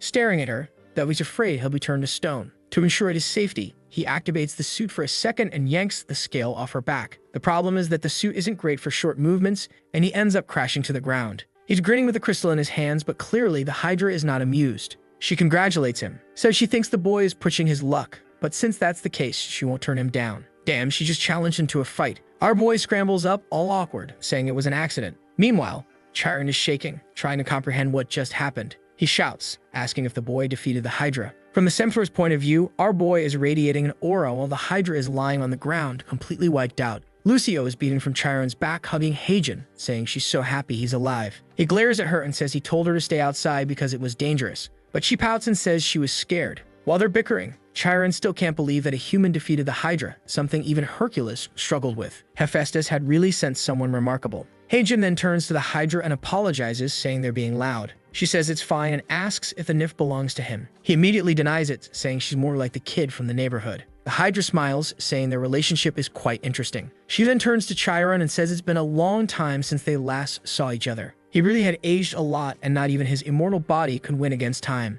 Or perhaps it was her venom finally wearing him down. Heijin is confused and wonders if something happened between them. Lucio giggles and says he really doesn't know anything. Their story is well known. It involved Hercules, an arrow coated in Hydra venom, and the end of Chiron's immortality. But that was all an accident. On the battlefield, countless centaurs lay dead on the ground. One of them was Chiron, an arrow lodged in his leg. Maybe it wasn't an accident. Maybe it was karma. The price he paid for raising the monster that was Hercules. At Olympus, standing before a throne, someone called him Chiron the Wise, and asked if he truly wanted his immortality removed. Kneeling, Chiron said yes. He begged Zeus to remove it. He could no longer bear the pain. Zeus paused for a moment, then said, "Very well." As a token of gratitude for training so many heroes, he would receive an astrological sign. Chiron wanted to know what that meant, but Zeus simply said, "You will not die. One day, you will understand." The centaur tried to argue, but it was already too late. That was the day his life as Chiron the Wise ended, and he ascended to divinity, becoming the commander of Sagittarius. From that day forward, he became Chiron the Mythic. Back in the cave, the Hydra says that her venom is a death sentence for any creature. That's why she's so impressed that he's still alive. He must be using every bit of his mythical power just to stay standing. Poor Chiron is clearly struggling and says that her tongue is still as sharp as ever. Maybe he should cut it off. The Hydra smirks and says his mouth is dirtier now. As far as she remembered, he used to be a gentle soul. She then turns to Heijin and asks if his name is Heijin. He nods. He's organizing two very important things, and a light flashes, blinding him for a second. Then the Hydra raises a small vial and says she knows he came here for her saliva. Chiron asked him to retrieve it. Our boy asks if she knew from the beginning. She laughs, saying, of course, because he reeked of Chiron. She then turns to Chiron and tells him to come take it. But Chiron hesitates and asks what she wants in return, because he knows she wouldn't just give it away for free. The Hydra sighs and says that everyone always treats her like some terrible villain. But she reminds him that she never poisoned him. That was Hercules. Heijin, completely overwhelmed, realizes that this completely rewrites the mythology. After explaining the real story, he's still shocked. The Hydra then holds out the vial and says she's been waiting for this moment, for him to finally come collect it. Chiron hesitates for a second, then takes it from her hand. He uncaps the vial and drinks it immediately. Holy hell, I don't know if that was an antidote or not, because his whole body starts burning. The venom seems to be spreading even faster through his leg. His vision blurs and he collapses. Seeing this, Heijin freaks out and asks what the Hydra did. That's when he hears a laugh. Chiron is on the ground crying in joy, saying that his leg is finally normal again. For 3,890 years, he had endured that pain in the world of mythical creatures. He had long forgotten what it was like to live without agony. The Hydra, all gentle now, pats him and says she can only imagine how painful it must have been to live that way. Heijin and Lucio rush over, calling out to him. Sometime later, at Chiron's house, they're sitting around wondering why he's taking so long. Maybe the old bastard doesn't want to pay them for their hard work. Lucio, though, tells him to stop accusing an honest person like Chiron. Heijin deflates. He probably doesn't even deserve to get paid, since it was the Hydra herself who handed over the saliva. The poor guy sits there feeling like a complete fool, realizing he has no argument. That's when Chiron opens the door and apologizes for making them wait. It took way longer than he expected to find what he was looking for. Our boy was about to call him out for taking so long, but Lucio covers his mouth and says they were waiting patiently. She asks if he was looking for his bow, and he confirms. This bow was originally meant to be given to Hercules. However, he believes it's more suited for Heijin. Our boy, being a complete idiot, is annoyed, saying he would prefer to get some points, but he's sure Chiron is a bad negotiator. Thinking it's just some random item, he accepts it anyway. But right at that moment, the door swings open. They both ask who's there, and a man walks into the room, apologizing for barging in like this. Lucio seems to recognize him, and damn, the guy is holding a sword, dripping in pure swag. This is Ares, the god of war. Heijin, still clueless, mutters that he only knows this guy is Olympus' biggest troublemaker. Lucio warns him to be careful because Ares is currently the prince among gods. Being the son of Zeus and Hera, he's the son of a king and a divine queen. Ares comments that it's strange to see a mortal with a nymph. He asks if he's Heijin Lee. Our boy confirms, and suddenly Ares lunges forward, saying he's finally found him. Heijin doesn't stand a chance, but then Ares collapses to the ground, begging for help. Our boy is completely lost. At 27 years old, Heijin Lee became the first human to make a god meal. Sometime later on a train, Lucio comments that this weird car is super fast. He tells her that it's not a car and tells her to keep her voice down because there are other passengers. Our boy is exhausted because he just finished one job and is already on another. That's when a notification pops up on his phone minus 100,000 coins from Chiron plus a 100,000 bonus. Heijin's fatigue vanishes instantly until the guy sitting behind them tells them to stop yelling. Lucio laughs at him for getting scolded, but our boy doesn't care. He just made $1.5 million. Now the only problem is this urgent mission saving Ares Hunter in 5 hours. Back at the house, he asks what the hell this job is about. Ares explains that he hired a hunter, but when he checked his location, the guy is marked to die today. Heijin asks why Ares doesn't just handle it himself. Lucio explains that this violates the law of causality. Chiron clarifies that it's forbidden for gods to interfere in the life and death cycle of humans. No matter how hard it is to accept, all gods understand that fate isn't in their hands. However, Ares insists this is different. He can't let this hunter die. He bet everything he had on this person. There's a type of mythic level hunter. Basically, gods can invest points into hunters to grant them more power. As the hunter gains fame, the god earns more and more. On the other hand, if a god invests their points into a hunter and they die before completing their mission, it's like investing in cryptocurrency and losing everything. Chiron tells him he's crazy for betting everything on a single hunter. Turns out Ares is a gambling addict. Ares is shaking, begging for help just one more time. Not only did he invest his own points, but he used his father's points too, without even knowing. Heijin and Lucio are shocked, because if Ares is talking about his father's points, that means he just wasted Zeus' entire fortune. Back on the train, our boy mutters that he's not a miracle worker. How the hell is he supposed to protect a hunter, that mythic level talent? On the other hand, since this is an urgent request and Ares is paying, it's bound to be worth it. Lucio asks where they're heading, and our boy shows her the ticket to Busan. Inside a cave, monster corpses are scattered everywhere. Seongjin yells for everyone to get ready. The next wave is coming. The entire guild goes on high alert as the beasts charge in. But damn, Seongjin cuts through them effortlessly, like slicing butter. Could it be that this bastard, who has all the mythic points, is just mowing down enemies like nothing? The problem is that no matter how many monsters they kill, the waves seem endless. Erin, our boy's future waifu, is also there, slicing through them all. Seongjin asks how things are looking, and she says that for now, at least the back of the cave is clear. He tells them to use this chance to catch their breath. Everyone sits down in the cave resting. The leader wants to know how far they are from the boss. A teammate says they should see the door soon. Even though they were struggling, it's impressive that they made it this far in half the usual time. Seongjin then says he heard that 6 rank hunters had to retreat, so the boss must be insanely strong. A teammate explains that the boss is a 10-meter tall creature. The group would have stood a chance if they encountered the boss at full strength. The problem is, by the time they find it, they'll all be exhausted. Seongjin commends them for falling back and calling for backup. Then he stands up and says it's time to keep going, because he wants to get home as soon as possible. The group walks forward, stopping in front of a massive door. They know the boss is right behind it, and everyone gets ready. As the door begins to open, Seongjin tells the tanks to take the lead. Inside, they find themselves in a cavern even bigger than the last one. The strange thing, however, is that there's nothing in the room. They look around confused, wondering what happened because they're certain this is the boss room. Suddenly, a few drops fall onto Erin's clothes. She wonders why water is dripping from the ceiling and looks up. Her expression immediately changes and she yells for everyone to retreat, but too late. A wave of purple liquid rains down on them. Seongjin shouts for her, but at that same moment, several adventurers start getting pulled away. He turns to the guy who gave them information and demands to know why everything is different from what he described. The guy starts trembling and suddenly tentacles burst out of his mouth as he whispers that he brought everything his mother asked for. At that moment, it's clear this was a trap. Above them, a massive gelatinous creature covered in countless eyes stretches its tentacles downward. The scene shifts to a beach. Our boy and Lucio are standing there staring at the portal he has to enter to save, well, whoever it is. Yeah, like it's some NASA-level secret. We all know who it is. Lucio, frustrated, demands to know why she can't go with him. He explains that she needs to be realistic. This gate is the second biggest after Tartarus. He knows she's mad because he nearly died yesterday, but the problem is he only has one helmet. Then he gets an idea and hands her some cash, saying she can use it to buy all the sweets she wants. But Lucio throws the money in his face, saying she's not that easily bought. He shrugs, saying that's a shame, because with that money, she could buy 50 pieces of candy. Her expression immediately changes upon realizing just how much that is. While she's processing that, he steps into the portal, telling her to remember, if she meets a stranger, send them away. A flash of light, and he finds himself inside the dungeon. As he walks, he notices that this time it's some kind of cave. He steps on something gross and wonders what it is. That's when he notices a pile of dead monsters up ahead.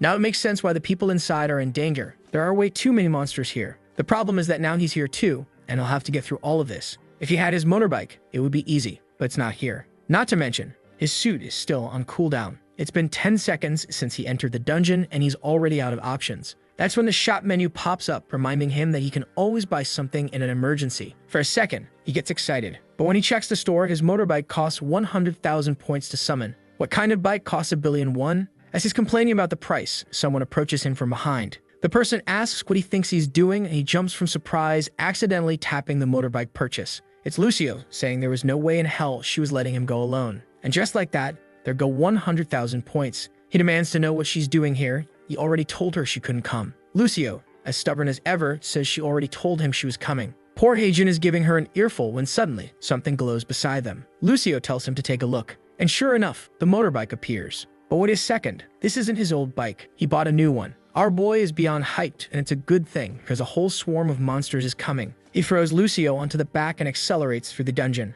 Meanwhile, back in the boss room, the purple slime rain is still falling. Seongjin realizes that this was the boss's plan from the start. And now, unfortunately, everyone is trapped in the tentacles, except for him. As he searches for a way to save them, a strike comes from above. He barely dodges and unleashes a storm of slashes. Attacks are coming from all directions, and he knows that sooner or later, he'll get caught. The problem is, how does he fight a boss that's on the ceiling? It's nothing like what they were told to expect. On top of that, it's the first time he's heard of a monster capable of taking control of a human. If this thing escapes the dungeon, the entire world will be in chaos. It has to be stopped here. Inside, one of the tentacles, Erin is floating. Suddenly, her eyes snap open, and she destroys everything around her with a barrage of slashes. Right then, Seongjin rushes over and says he's glad she made it out. He asks how she's feeling, and she says she's fine, but at her limit. They need to bring the boss down quickly and free everyone trapped. She charges ahead, saying she'll draw its attention and create an opening. The boss sends more attacks her way, but she dodges effortlessly. She lunges in with her daggers, landing a direct hit.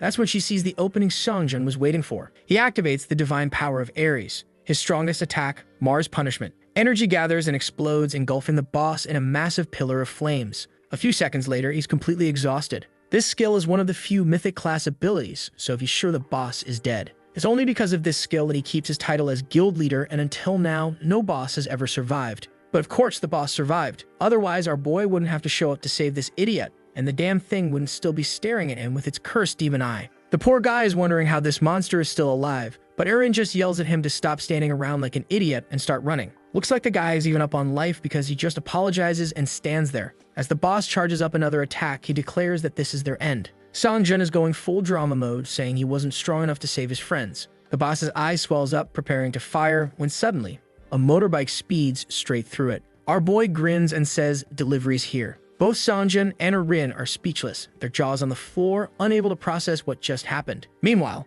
Heijun is fuming over the fact that his 100,000 coin motorbike is already covered in filth. But hey, he made one hell of an entrance. Through the cloud of smoke, the guild leaders are staring in shock, trying to comprehend what just happened. Why the hell did a guy on a motorbike just show up? Suddenly, someone steps forward, saying that humans really gave this thing an awful name. Lucio, in full biker mode, says she's the elite pilot. The two of them are just staring at this weird little girl, trying to figure out who she is. Meanwhile, Lucio is standing there, striking a pose, telling them not to freeze up in front of the great Lucio. But just then, the guy with the monster mouth appears behind her. For a second, she thinks this is the end for Mega Racer Lucio, until Heijun swoops in, yanking the disgusting creature out of his mouth, demanding to know what kind of freaky people these are. The poor guy who was getting devoured immediately passes out in Lucio's arms. Heijun then notices a flash of light, turning his head just in time to see that, even with its eye pierced, the boss is still alive. At that moment, he knows, this must be the true boss of the dungeon. Looks like he arrived just in time. He asks, which one of you is Seongjin Park? From the back, Seongjin responds that it's him. Our boy stumbles over, circling him,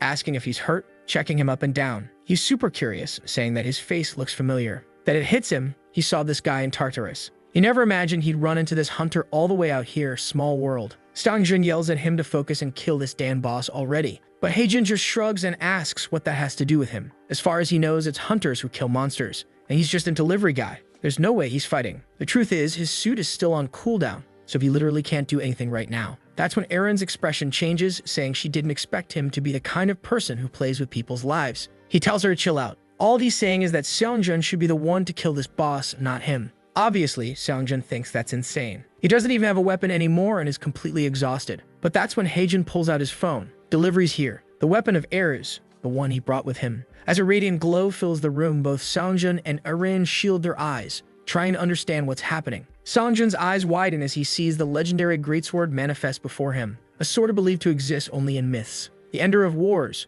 Our boy turns to leave, saying that his job is done. But Seongjun calls after him, asking who sent this sword and how he can just walk through dungeons if he's not a hunter. Haejin turns back, his arm glowing with divine energy, and says, "You can call me the Divine Delivery Man." Hopping onto his motorbike, he adds, "We'll talk later, bye." Seongjun is completely lost, trying to figure out who the hell this lunatic is. Meanwhile, the boss is preparing another attack. With no other option, Seongjun grabs the sword, his only chance. The moment his hand touches it, a red energy surges into the sky, and he feels an entirely new strength course through him. For a second, his entire form shifts. He is fully awakened into Ares' mythic form. Erin watches, stunned at the immense power radiating from him. The boss prepares its final attack, but now Seongjun is cold, calm, and calculated. He prepares his own strike, saying that for the first time he actually feels like he can win this fight. He activates Ares' divine power, causing the sword to grow massive, engulfed in roaring flames. With a single swing, he slashes forward. The boss retaliates, launching an attack of its own, a full-on Dragon Ball clash. But just like Goku is the protagonist, Seongjun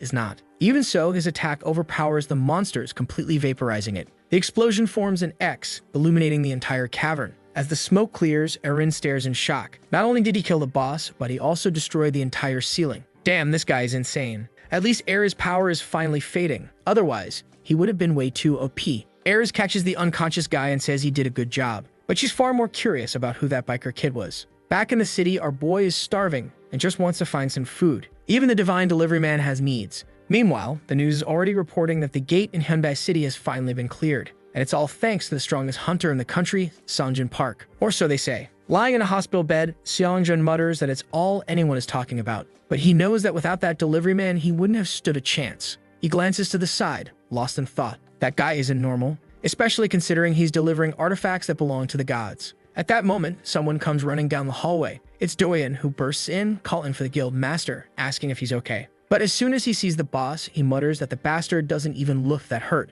Then he gets excited, saying he heard that the kid completely destroyed the boss. No wonder he holds the title of the third strongest. Besides, he wants to know what that red sword was and where the other one went. Seongjun simply responds that it broke. Shocked, Doyen immediately says that sword cost 100 billion, so how the hell did it break? But the guy tells him not to worry because the new one he got is much better. An item delivered by none other than the Divine Delivery Man. Doyen is practically having a seizure, drooling. Who knows what's going through his head? But Seongjun says it's good he's here because he needs a favor. Now that he knows the identity of that guy, he wants Doyen to find his address. Doyen asks why, and obviously the boss wants to recruit him into the guild. The scene shifts to the Temple of Ares. Ares himself walks in, grinning, saying that since the kid came back, he must have delivered the sword. Our delivery man tells him not to worry, that he delivered it smoothly, and that the hunter is alive. Ares relaxes, saying it's no wonder the kid has such a solid reputation. Then he tells him to come inside because he wants to give him his reward. The kid smiles, thinking there's no way he's falling for a trick from Olympus' biggest troublemaker. Meanwhile,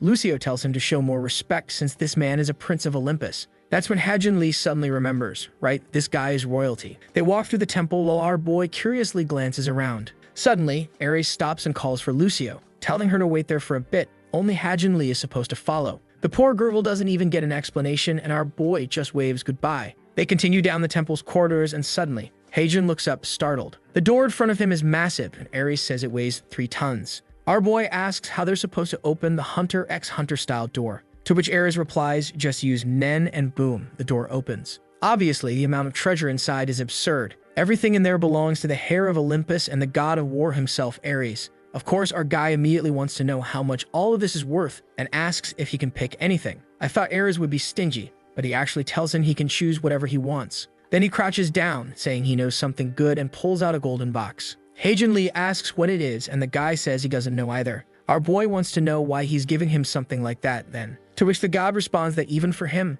this item would be considered a rare treasure, so it's best to keep it. He doesn't know exactly what it is, but he guarantees that whatever it is, it's definitely not useless. After all, it was given to him by a god of Olympus, who said it was one of the most precious treasures he owned. He's curious about it himself, so he's sure it must be a great reward. However, judging by Haejin Lee's expression, it doesn't seem like anything good. He says it's garbage and Ares tells him to show it. So our boy pulls out a tiny wooden stick, maybe a reference to that other work where a level 99 wooden stick became overpowered. Out of nowhere, the scene shifts to a vast ocean, where a large ship is sailing and a man shouts that they have a problem. They run into a group of sirens and yeah, that's definitely a problem. Poor Jason, he's about to fall for their song. The scene shifts back to our boy smacking Ares with a stick. Everything is a mess, but we're back with our boy waking up. His body is exhausted.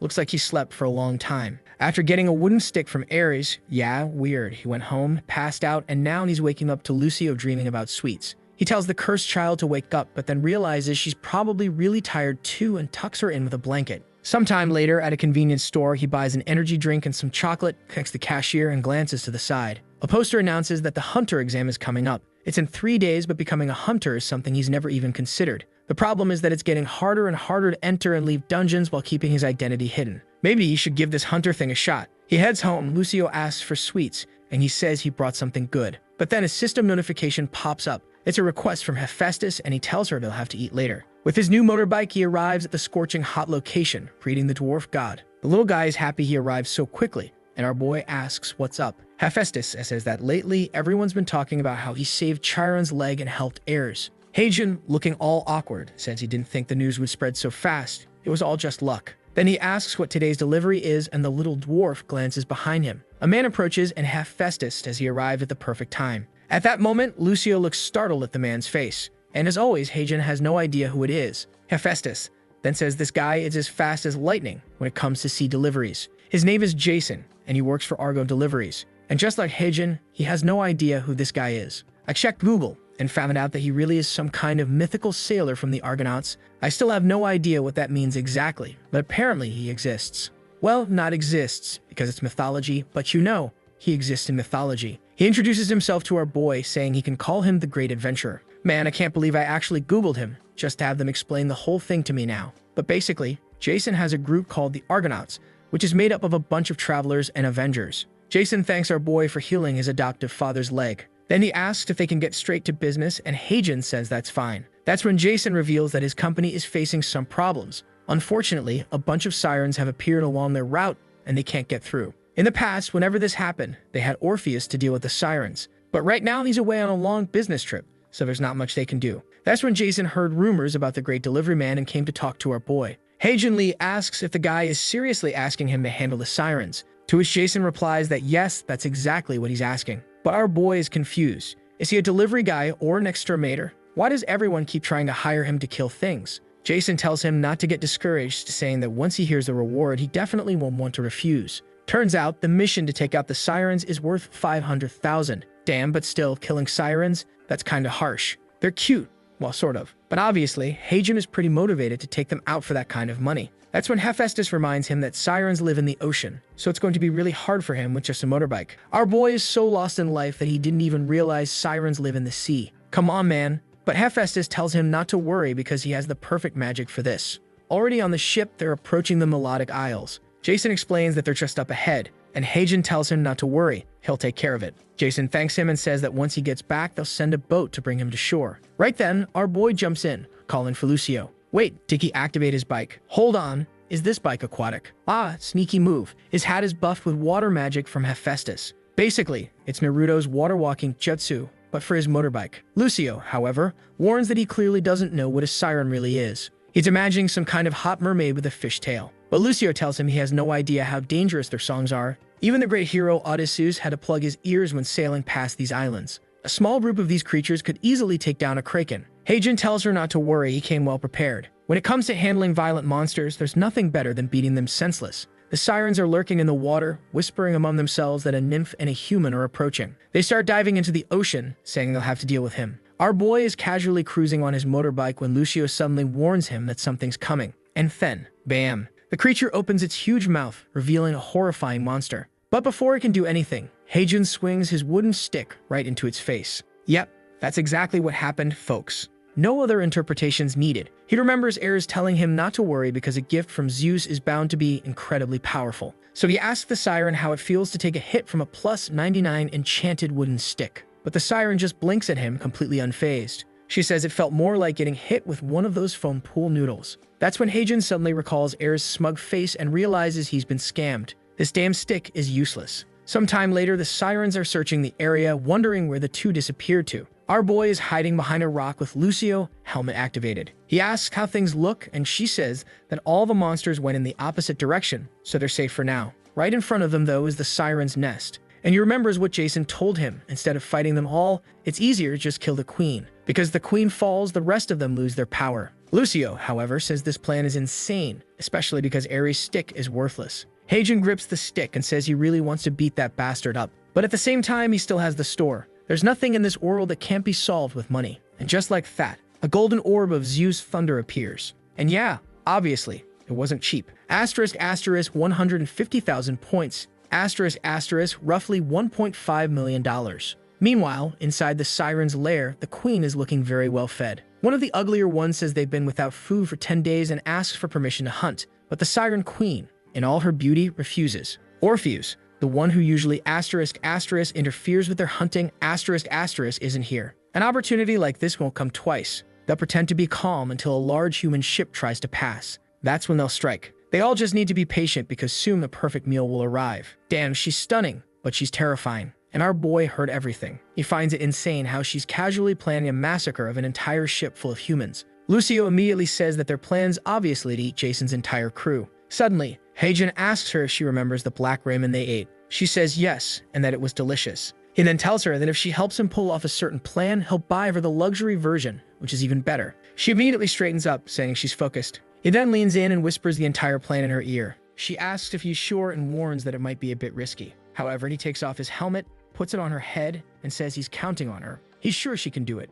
With that, she flies away, saying she won't disappoint him. He knows the hat's effect only works within a certain range, so at this moment, the mermaids can see him. That's when he shouts, calling them a bunch of dumb fish. The beautiful things, the dangerous enemies, turn around, wanting to know how he got into the temple. Our boy turns around, slaps his own butt, and tells them to come and kill him. Until now, I hadn't seen the artist give this much attention to any waifu, but for our boy, he even added shadow and lighting effects. The queen, obviously not pleased, orders them to capture him. With that, the biting monsters all charge toward our guy, who is already running for his life. The problem is, since he unequipped the helmet, his aquatic mobility is about to deactivate. Right at that moment, he shouts for Lucio, who is on his back holding the orb of the gods. He then activates the orb's power and says he's leaving. It was a one-time use item and the entire temple explodes. The mermaids that were chasing him seem to be buried under the rubble and the whole place collapses. The initial plan was just to kill the queen, but since they were a little behind, he ended up wiping out everything. Now he knows Jason's life will be much easier. Lucio appears to congratulate him, but our boy finds it strange.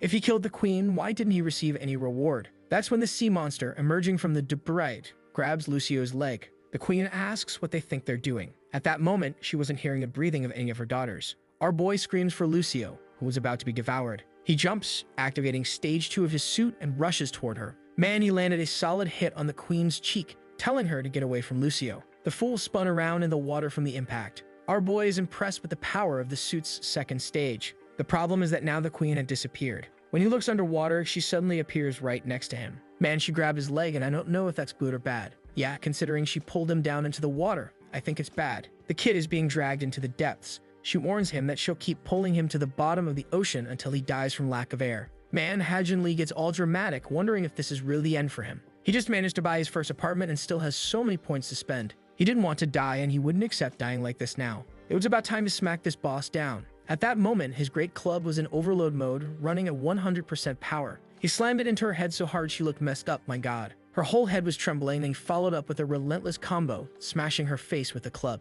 The beating was intense, the ocean glowed, and Lucio was shocked to see our boy safe. With the big club in hand, he declared that justice had been served and the mermaids were defeated. Sometime later, at a Chinese restaurant, Lucio was eating. She said that this fancy dish was really delicious. Our boy smiled, saying he was happy that she liked it. From now on, if she ever wanted something, all she had to do was ask, and he would pay for it. He knew there was a high chance things could have gone wrong, but thanks to Lucio, he managed to survive that ordeal and take down the sirens. Of course, he still takes credit for landing plenty of hits on the queen. Then he tells her to have fun because she deserves it. After all, the bastard has 633,000 points. If he converts everything into cash, the boy has $6 million.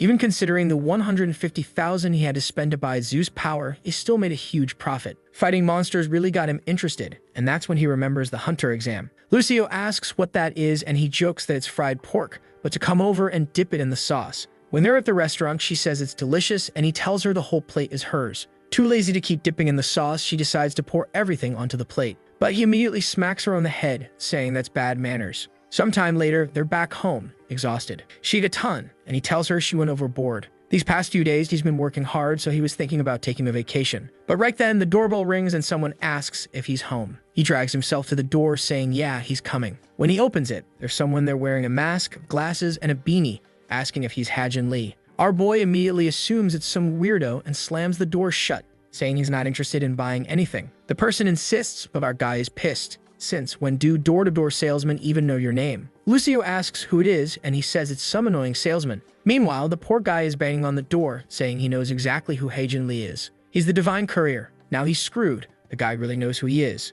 Opening the door in frustration, he sees it's Seongjun with a giant sword. Our guy thinks this dude has lost it and asks why he's here. Seongjun says it's obvious. He's here to recruit him into the Yangwon Guild. Later, at a cafe, Seongjun reaches into his pocket and says that before they get into details, there's something he wants to give him as a reward for his help last time. Our boy accepts it and bam, he just scored $500,000. Easy money for this kid. With a smug look, he says it wasn't necessary to give him that much. Seongjun reassures him it's fine, then says it's time to talk business. If he signs with the guild, he'll get a $200,000 signing bonus plus an annual salary of $300,000. On top of that, he'll earn incentives based on his contributions. He asks what the boy thinks of the offer. Seongjun is certain that kind of money would change any hunter's life. There's no way he can refuse. Do-yeon back at the hospital told him that not only is Hajin not a hunter, but he doesn't even have an official license. Even so, he was doing deliveries inside Tartarus, took down 8 trigrams, and mysteriously ended up in another dungeon. Even without a license, having him in the guild would bring in a lot of money. Seongjun is pumped until our boy apologizes and says he's going to decline. The fool was already talking dates, thinking the deal was sealed, but Hajin reminds him once again that he's not accepting the offer. Now outside, completely desperate, Seongjun says they can renegotiate the terms, but our boy says he's not interested in joining any guild. The guild leader wants to know what he's doing that's better than this life-changing offer. Our boy shows him his phone and says, obviously, his deliveries. The moment he accepts a request, Seongjun is blinded by the flash, and our boy vanishes. The scene shifts to the middle of the mountains. Lucio comments that he said he was going to rest today. Dripping with sweat, he says that was the plan. He figured the damn customer who made the request would be at the top of a mountain. Usually, when he accepts a request through the phone, he gets teleported straight to where the person is. However, for some reason, this time he ended up at the base of the mountain and has to climb all the way up. It's that damn Seongjun's fault for trying to recruit him into the guild when he has no interest at all. He has some suits with cooldown times, but he doesn't actually have any powers. Besides, he can make way more money with deliveries than with that offer, so Seongjun can go screw himself. Sometime later, they finally reach their destination. Both of them are exhausted, but suddenly, his expression changes. Right in front of him, there are giant dark slimes with a bunch of eyes all over their bodies. As he wonders what the hell this is, she says she has no idea either. Then, while walking around, he steps on one of them and feels the same sensation as with that monster he encountered in the dungeon. He asks if she knows what kind of creature this is from mythology, but she says she's never heard of anything like it. Just as she says she has an idea of what it might be, the ground suddenly starts shaking. The monster rises up behind him, and our guy thought they were all dead. But then someone with a golden body approaches and throws a punch that makes everything explode. Hajin Lee is completely startled, and the man says he's way too old to be fighting like this. With long hair and covered in scars, he sighs and says his body isn't what it used to be. Turning to his radio, he comments that he's heard a lot about the kid. Our boy is stunned by the size of the legend in front of him and wonders if this is his client. He asks Lucio if she knows who this guy is, and she responds, obviously. He was the one responsible for completing the 12 labors given by the goddess Hera, who, by the way, seems to be quite well endowed. This is the hero who helped the gods defeat the giants, the legendary Hercules. The guy, a little embarrassed, says that's just a children's story and makes him feel shy. Our boy starts thinking that if that's the case, then this is the man who shot the poison arrow into Chiron's leg. Then Hercules asks him if he was the one who helped Chiron recover. All awkward. Hajin Lee says it was the Hydra that helped. He didn't do anything. However, Hercules smacks him on the back, saying he's really happy he did that, almost breaking his suit. Then the guy confirms that Lucio is right. He is indeed Hercules, a demigod from the past, who is now a mythical being that protects Olympus. Our boy and Lucio, skipping long introductions, just say their names. Hercules then explains that he called them because he needs their help. Our guy asks with what, and Hercules points to a cave, telling him to take a look. During the giant attack, that place became a portal for monsters to invade Olympus. Lately, various tentacle creatures have been emerging from there, and he's never seen anything like them before, so he suspects it might be an invasion from another realm. Our guy has a feeling this might be related to that monster from the dungeon. Hercules says his request is simple. He wants to know where these monsters are coming from. At that moment, our boy receives a mission to find out why the monsters are appearing with a 24-hour time limit. If he fails to complete it or cancels the request, you will lose 200,000 coins. What the hell? However, glancing at Hercules with his bulging muscles, he just accepts, saying he'll try to figure it out quickly. Hercules then says he's exactly how his wife, Abby, described him. Our boy suddenly remembers that this Abby is the first airhead who opened the door for him to make his first delivery. And with that, our guy starts thinking about how interesting it is that all this mythology is interconnected. Then the system says it will guide him to the destination. However, our guy notices something strange about the map. Looking at a cliff, he says it's pointing in that direction, but how the hell is he supposed to get there? Hercules picks him up and tells him not to worry, that he'll get there at record speed. Before our boy can respond, something has already been thrown. Meanwhile, back at Songjin's guild, Doyen bursts into the room in a panic, calling for the guild master. The leader tells him not to just barge into his office like that, but Doyen is eager to know how the conversation went with the delivery guy. The leader simply explains that he was completely rejected, and the guy didn't even seem interested in listening to what he had to say. His friend finds that weird, since the offer he made would change anyone's life. But Songjin says he has no idea, the guy really just disappeared out of nowhere. Doyen thinks that's a random excuse, but the other says he doesn't think that's the case.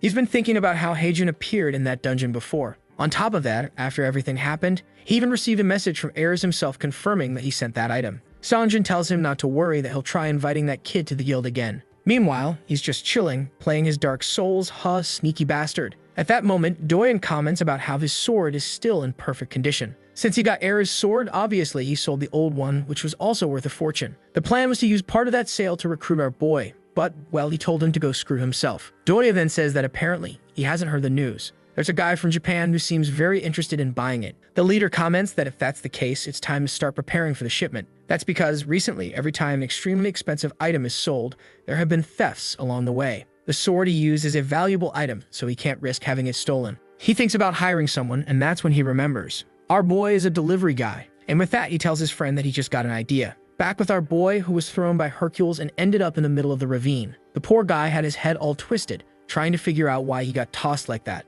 That's when the system notifies him that he's actually almost at the location. Afraid of having every bone in his body shattered, he pulls out his little motorcycle midair. He's accelerating straight down, then boom. Not sure that was a good idea. Smoke rises, but it turns out the bike has some insane shock absorbers. The boy knows he only survived because of that. Hercules almost killed both of them. He even tells poor Lucio, who had passed out, to wake up because they've arrived. The problem now is that he has no idea what exactly he's supposed to be looking for. He starts complaining about how he's supposed to find something he doesn't even know exists, when suddenly, a giant foot lands on his back. The entire place begins to shake, and Lucio clings to his leg, trying to understand what's happening. He remembers that when they encountered that monster in the dungeon, he also felt a similar earthquake. But then he hears someone say the name Hercules. Our boy is confused, not knowing who said that, and looks behind him. There was a guy with something on his back. If I'm not mistaken, this bastard carrying a whole planet on his shoulders is Atlas. And damn, the guy is absolutely gigantic compared to our boy. He wonders why there's a giant down here. Atlas asks if he knows someone called Hercules.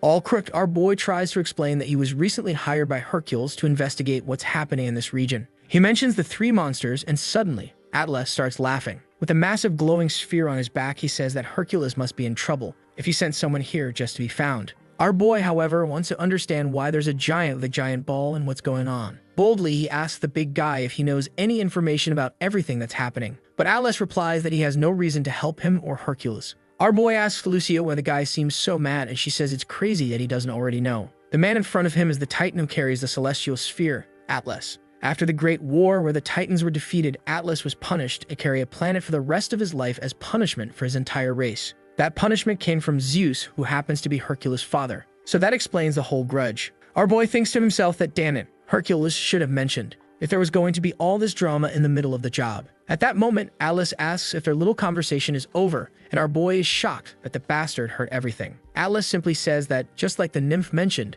if there are monsters roaming the earth, it has nothing to do with him. Now Heijun is screwed, caught up in yet another divine mess when he was just trying to do deliveries. For some reason, he tries playing cute, asking if the Titan really wants to say no to this adorable face. Atlas just tells him to shut up before he gets crushed. But our boy says he's not asking for the information for free. If Atlas tells him what's going on, he'll do any favor he asks. Suddenly, the Titan's expression changes, but Lucio panics, saying he's being way too reckless making an offer like that. Atlas bursts into laughter, saying it's ridiculous, as if a mere human like him could do a favor for a god. But our boy is getting confident, saying you never know, he might be surprised. The Titan considers this and finally says, all right then. For someone human, he's got guts. If that's the case, he wants him to bring him a golden apple. If he manages to get one without dying, he'll be worthy of knowing what the slimes are planning. Lucio immediately says that's impossible and warns him not to agree to this. Golden apples are extremely rare and only grow on Gaia's trees. Among the gods, they're usually given as wedding gifts. But before she can say more, he covers her mouth because suddenly he remembers something. He asks Atlas, that's all you want. I've been calling him a god, but I forgot. He's a Titan.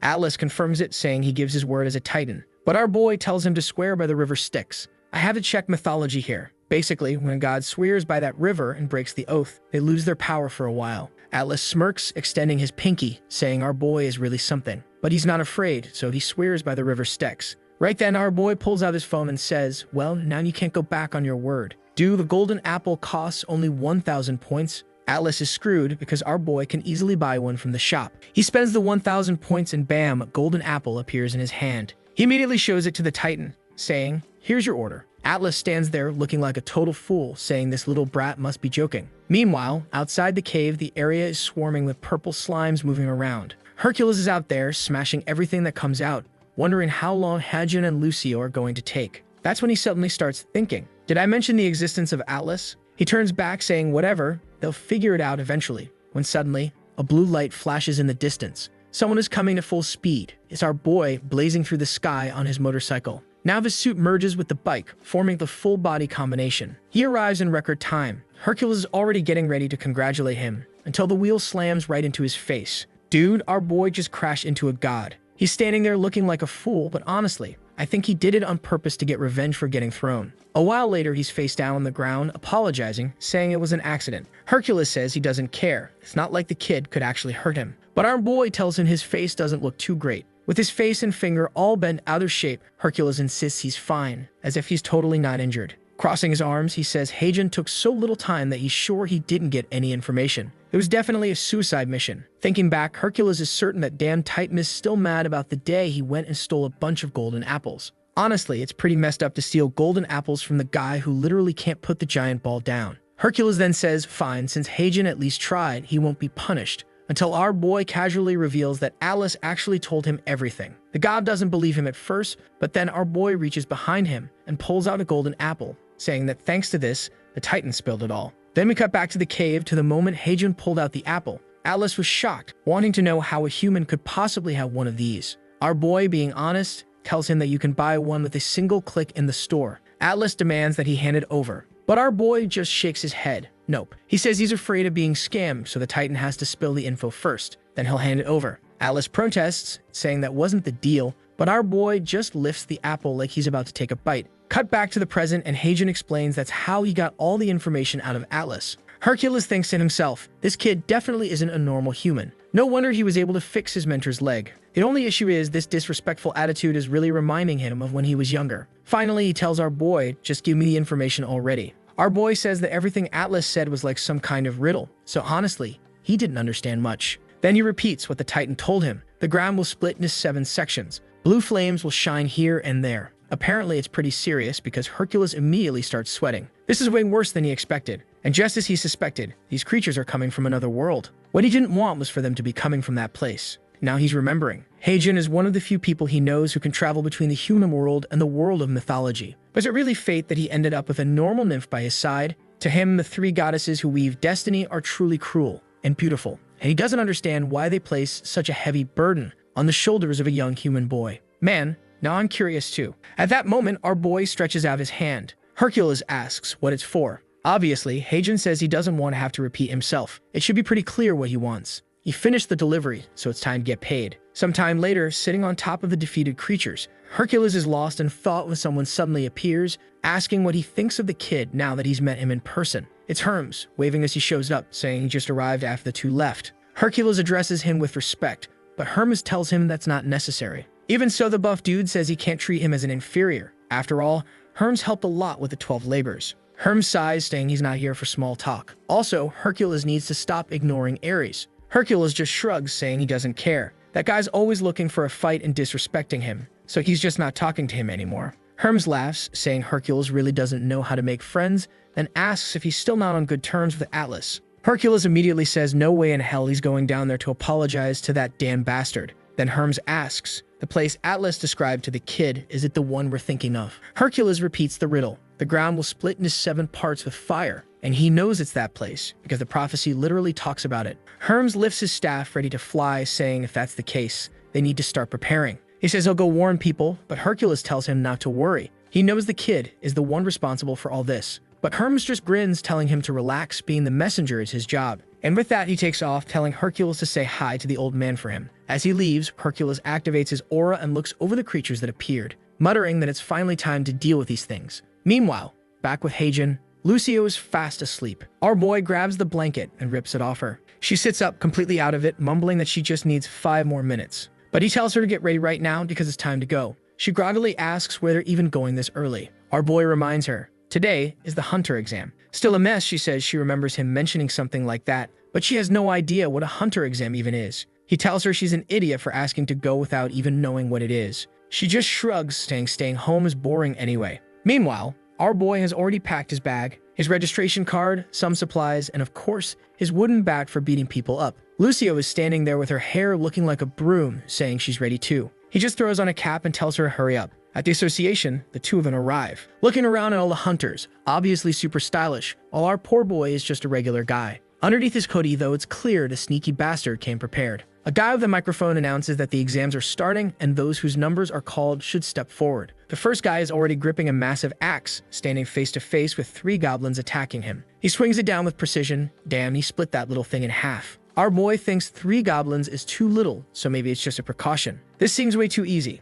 Any normal person could take down 3 goblins. If that's the case, he figures the test isn't about whether you can kill, but how you kill. Then they call number 38, that's him. Looks like the hunter test is straight up a UFC ring fight. Standing in the octagon, our boy's plan is to pass smoothly without drawing attention. But the moment he activates his suit among the crowd, there's a red-haired recruiter. Isn't that the woman from the enemy guild? Maybe. She was dangerous. Damn it, the chapter switched to another character. Just showed Heijin already. Some dude just obliterated the goblins with his fists, and now everyone's hyping him up. But the chubby dude munching on Doritos says, sure, he looks strong, but he's still missing that one thing every hunter needs. The blonde guy agrees, maybe he still haven't found the real standout candidate. Then the redhead tells the 2 old guys to shut up, but she roasts them too, saying these guys aren't even worthy of being recruited into a second-tier guild. Yep, the redhead is Jua Han, the same one who caused chaos with the Black Dragon Guild. This world is lawless. This woman massacred a bunch of hunters, ruined everything, and she's just sitting there calmly judging newcomers. She wonders how things even got to this point. Not long ago, the Black Dragon Guild was the second best in the country. With her dragon tattoo on her thigh, she was highly influential.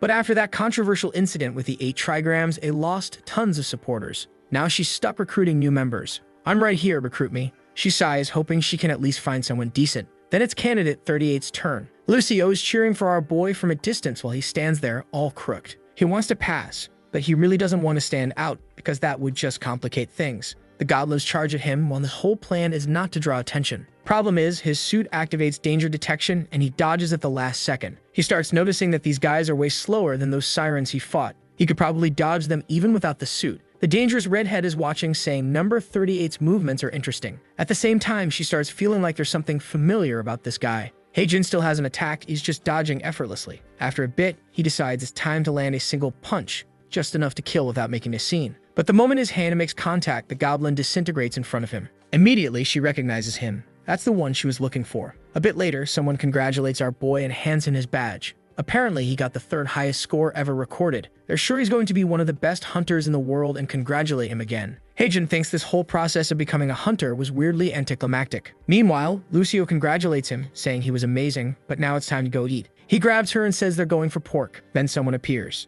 They introduce themselves, saying it's a pleasure to meet him. She's got fiery red hair, red eyes, and introduces herself as Jua Han from the Black Dragon Guild. Our boy immediately recognizes those curves and knows damn well this woman is dangerous. She says she watched his fight and was very impressed with his skills. She wants to know if he's interested in joining the Black Dragon. Before she can even finish her sentence, he's already walked past her, saying, nah, I'm good. She's stunned and tells him to wait, but he just says he appreciates the offer but isn't interested in any guild. But she can't let this opportunity slip. She needs someone like him to bring the guild back to the top. Out of auctions, she raises her offer minus 5 billion, roughly $5 million, plus a bonus. Suddenly, Haejin pauses and she wonders if she got through to him. He comments on the amount and she confirms, yes, that's the number. She's sure this is enough to make him accept. But then, looking at her like she's an idiot, he turns and asks, so if the black dragon is really this broke, huh? Lucio chimes in saying, sounds like they're just stinky. He keeps walking and she runs after him, cursing, saying you won't find a better deal than this. Haejin simply replies that he's already been offered something better. Then he drops the bombshell. Seongjin's guild offered him 20 billion. She freezes. He walks away, leaving her wrecked on the ground. A while later, he and Lucio have already arrived at the restaurant. On TV, they were already reporting about a promising new hunter who had appeared. He's impressed. It's been 1 hour since he passed the test, and there's already a news report. Looking at the menu, he tells Lucio to order and calls the waiter. But before he can even blink, someone's already bringing the food to their table. It's Seongjin, saying the service here is really fast and the food is delicious. Haejin just sighs and asks if this guy is going to keep following him. Seongjin insists that he'd never followed his dear colleague. He was just walking around randomly and coincidentally ran into him. Our protagonist cuts straight to the point. If Seongjin came here to talk about joining the guild, he can forget it because he has zero interest. Seongjin tries to comment on him passing the hunter exam, but Haejin immediately shuts it down, saying one thing has nothing to do with the other. All he wants is to avoid unnecessary trouble, so there's no way he's joining a guild and drawing even more attention. That's when Seongjin corrects him. He's misunderstanding. He's not here to recruit him. He's here to hire him as the divine courier. He explains about the item that needs to be delivered to Japan in 2 days. The problem is, some dangerous women have been stealing deliveries. Our boy admits that deliveries are what he does best, even though he doesn't like bragging about it. With a weird look though, he says the pay better be good. Seongjin tells him not to worry. He's sure the offer will meet his expectations. When Haejin sees the number 2, he assumes it's 200 million. But then Seongjin corrects him. It's 2 billion. Obviously, the very next second, Haejin's face slams into the table, saying not to worry, the delivery will be perfect. As Lucio happily eats, Seongjin says he fully trusts in Haejin's delivery skills. Meanwhile, the scene shifts to an apartment. A girl on the floor says, just give the order, Herms. Damn, what kind of shady business is this? In the next scene, they're on a massive cargo ship. Lucio is amazed and our boy explains that everything here belongs to the Yangwon Guild. He never imagined he'd be in a place like this. This felt more like an escort mission than a delivery. Right then, 2 guards step in front of him demanding identification. Our boy just casually pulls out his shiny black card and says he's here on behalf of the Yangwon Guild. The moment the guard sees that VIP status, he steps aside without a word. A while later, they're in the middle of the ship, still amazed by its size. Lucio says it's big, but not as big as the Argonauts Company ship. Haejin laughs. This damn nymph is so proud of Olympus. Then they reach a container with a massive security lock. It's obvious the sword is inside. This thing stands out way too much. But as soon as he verifies it and the door unlocks, he immediately understands why they didn't even bother hiding it. The sword is locked behind grates, chains, and everything imaginable. He finds it weird. Would any thief really have the guts to try stealing this? Lucio looks surprised and he asks if she recognizes this weapon. Of course she does. She knows them all. She confirms that it's the legendary sword of Durandal. Haejin admits her knowledge is impressive, and before she can gloat, he cuts her off. Yeah, I get it. You're some elite mega nymph. Lucio just wants to know what they're going to do now. Our boy explains they need to stay put and make sure the sword reaches its destination. The problem is, it's getting boring, but he can't risk losing those 2 billion. It might sound like a lot for a single delivery, but if this sword gets stolen, they'll have to pay for it. And it's worth way more than that.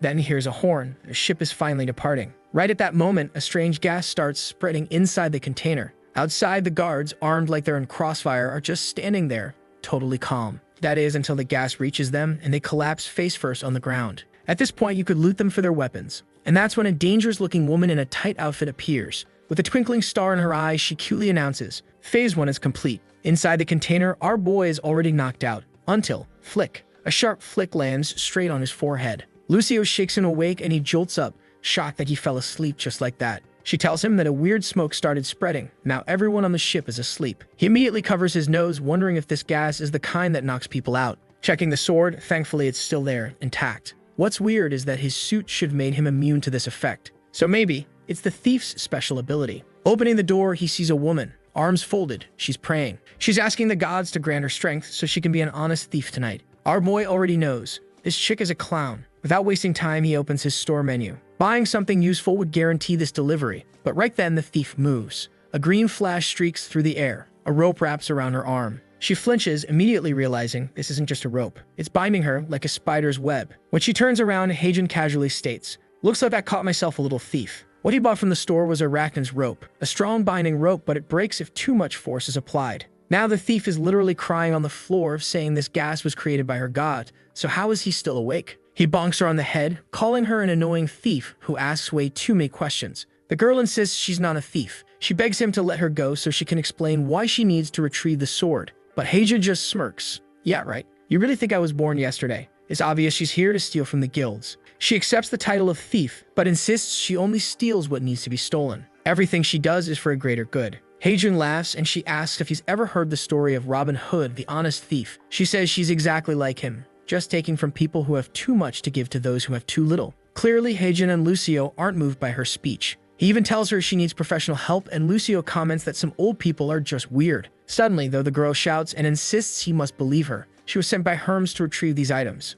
That sword needs to be returned to its rightful owner so they can prepare for the threats that are coming. Heijin is surprised, while Lucio comments that maybe this girl really is an emissary of that god. What he's thinking, though, is that this poor girl looks too much of a mess to be an emissary. Then he tells her to explain exactly what these so-called threats are. Suddenly, she pulls an orb out of her mouth and says it wasn't meant to be used like this, but she has no other choice. She warns him that he'll pay a high price for interfering today. A purple smoke spreads across the ship, and of course, the moment it clears, she's gone. Already swimming away, she complains that this was a waste since these pills cost a fortune. What she used was an astral form elixir, allowing her to, well, be in astral form. That's it. And she swears she'll get revenge on that tight suit bastard. To be fair, yes, her outfit is tighter than his. Her name is Suyin Choi. She reaches the dock, muttering that was too close, and now the elixir is gone. Meanwhile, she's already remembering our boy, swearing that she'll wipe that smug face off his mouth. That's when a message pops up asking if the mission was a success. She thanks Hermes, saying it was close, but she secured the item he requested. She had successfully stolen the Ring of Dissipation, a legendary artifact from the stories of King Arthur. Hermes asks her to explain what happened.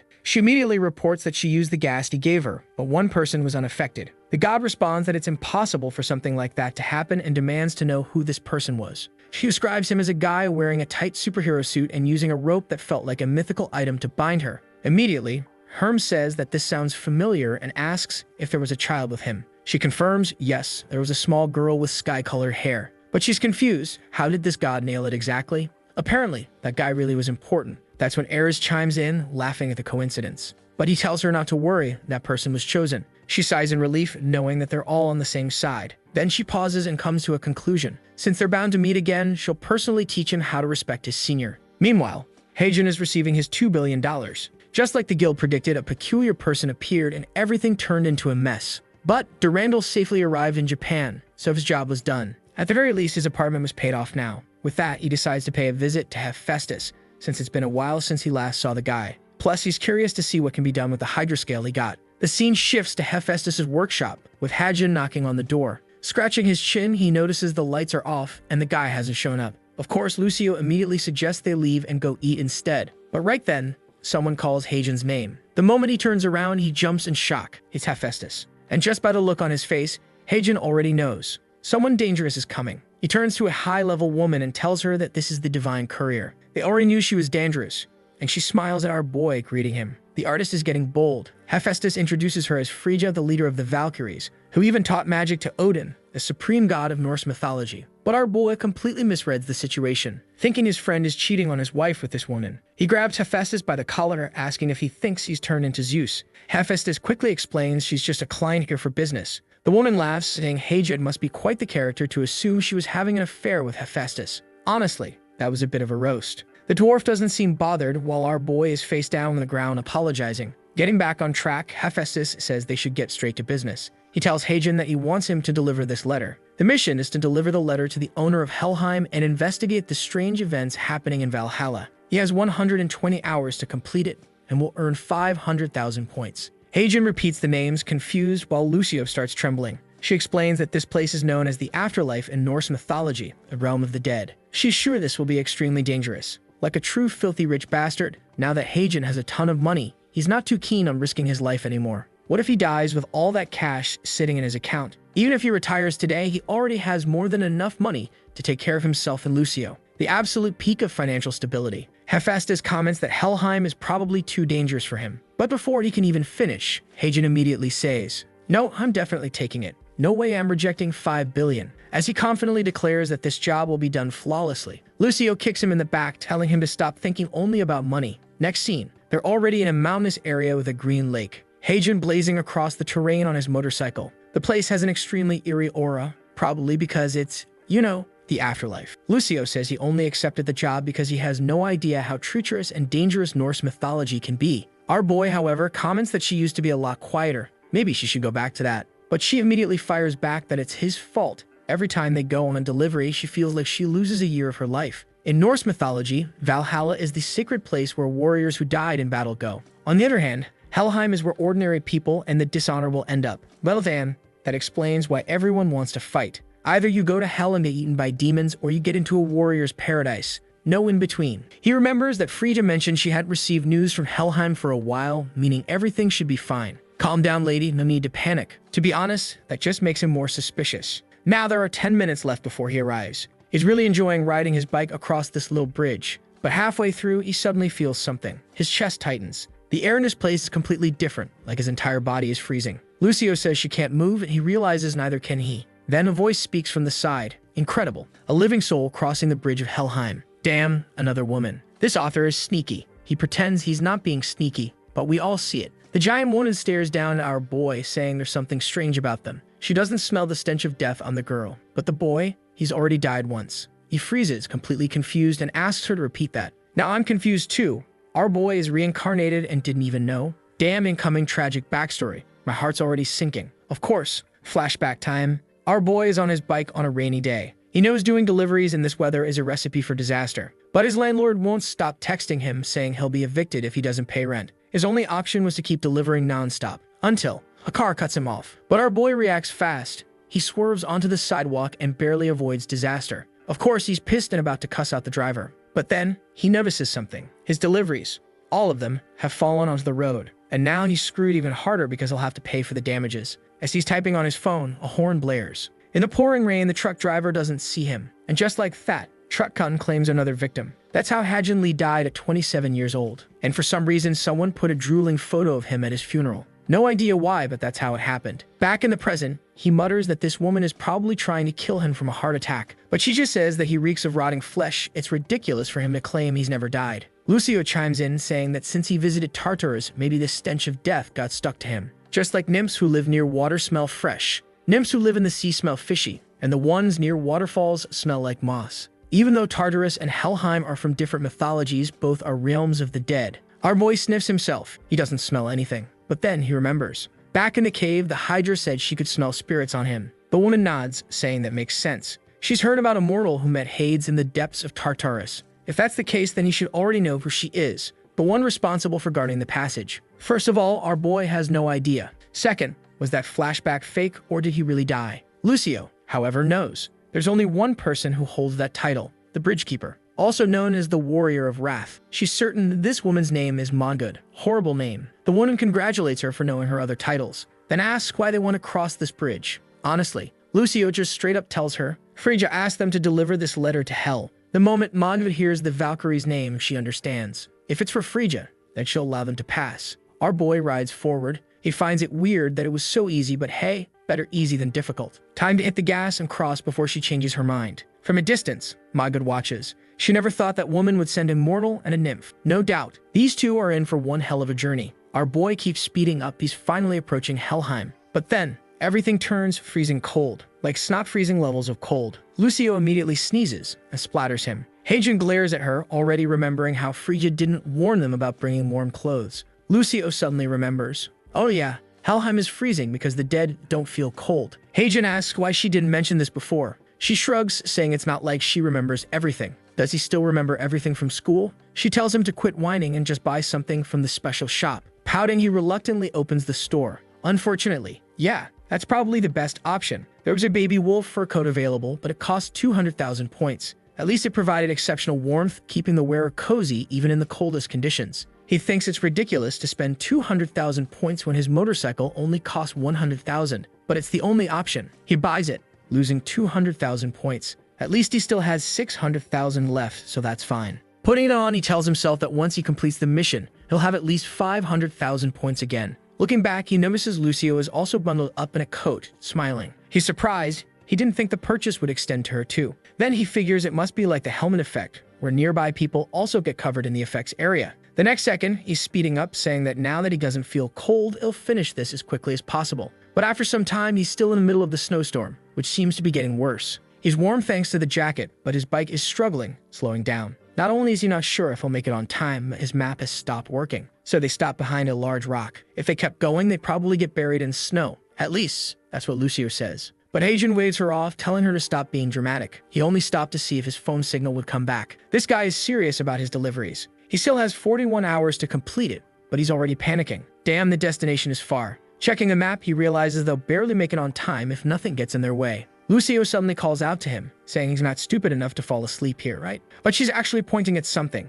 saying that something weird is approaching. He steps out from behind the rock to take a look, and immediately feels the rumbling footsteps. Man, he thought it would be a Yeti or something, but instead there's a buff dude in a Speedo running toward them. This guy casually calls out to them, telling them to run or they won't make it out alive. He's being chased by a pack of wolves. Now Heijin's pissed. This idiot just brought the wolves to them. The chase is on. The speeder dude is running for his life, while our boy is flooring his motorcycle. Heijin tries to ask him something, but the guy cuts him off, saying, "Don't talk to me.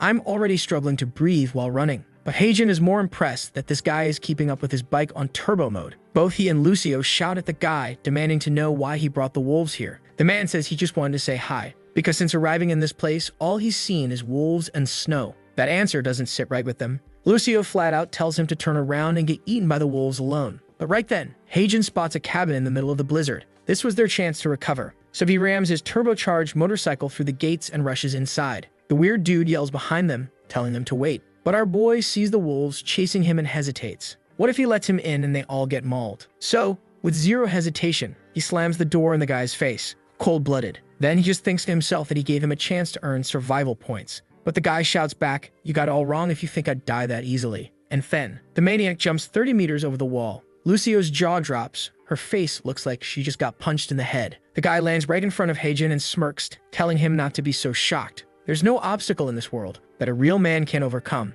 Is this guy a Sigma male or an alpha? Heijin is so impressed by the speech that he's giving off hardcore red pill podcast energy. The Speedo man starts walking toward them, saying he'll introduce himself. But Heijin immediately tells him there's no need to get personal. The guy ignores him and introduces himself anyway, as a descendant of Odin, the wise and powerful father of all creatures. His name is Sigurd, a respected warrior of the Volsung family. With no real choice, Heijin says it's nice to meet him. Sigurd replies that the pleasure is his as well. But Lucio, as always, already knows exactly who he is. She's starry-eyed like a fangirl seeing a celebrity. She exclaims that he's the legendary hero, the one who slew Fafnir. Wait, if this dude killed a giant dragon while half-naked, then he's insanely strong. Lucio explains that his title is the Dragon Slayer. The shameless bastard is glowing with pride, saying that those legends are so exaggerated. No need to put me on a pedestal. But Heijin has already figured it out. This dude loves attention. Sigurd then tells them they shouldn't stand in the cold. They should go inside the cabin. Heijin is suspicious. He doesn't even know who lives here. But the guy simply says,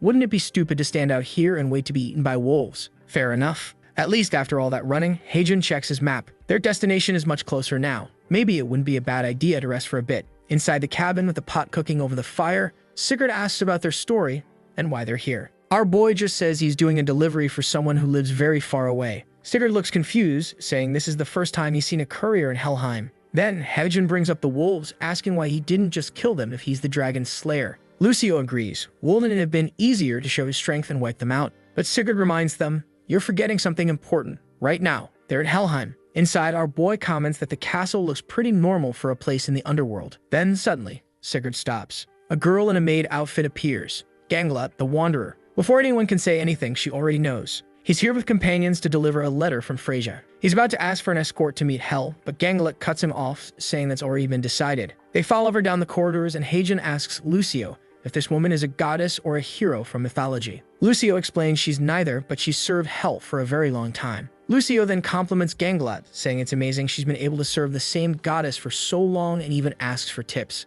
But the maid stays silent. Lucio gets annoyed, but what she doesn't know is that Ganglat is actually internally freaking out over how adorable she is. Then they arrive at a large door and Ganglet announces that Hel is inside. At that moment, Sigurd steps back, saying this is where he leaves. He reminds Heijin to hand over the letter before leaving. The door opens, and our boy is starting to feel nervous. The energy in the room is completely different from any god he's met, because this one rules the underworld. As they step in, Ganglat introduces them. Hell giggles and immediately comments on their peculiar aura, neither alive nor dead. Looks like he's the one causing trouble in Helheim. Heijin instantly clarifies he's just here to deliver a letter and leave. The next second, the letter is snatched from his hands, landing in the tiny hands of a lowly. For a goddess of the underworld, he was expecting a dangerous-looking woman, but instead, whatever this is, she immediately wants to know if everything written inside is true. But Heijin explains he has no idea what's inside. His only job was to deliver it. He asks why she's so curious, and Lucio immediately tells him, "You don't just say things like that to a goddess."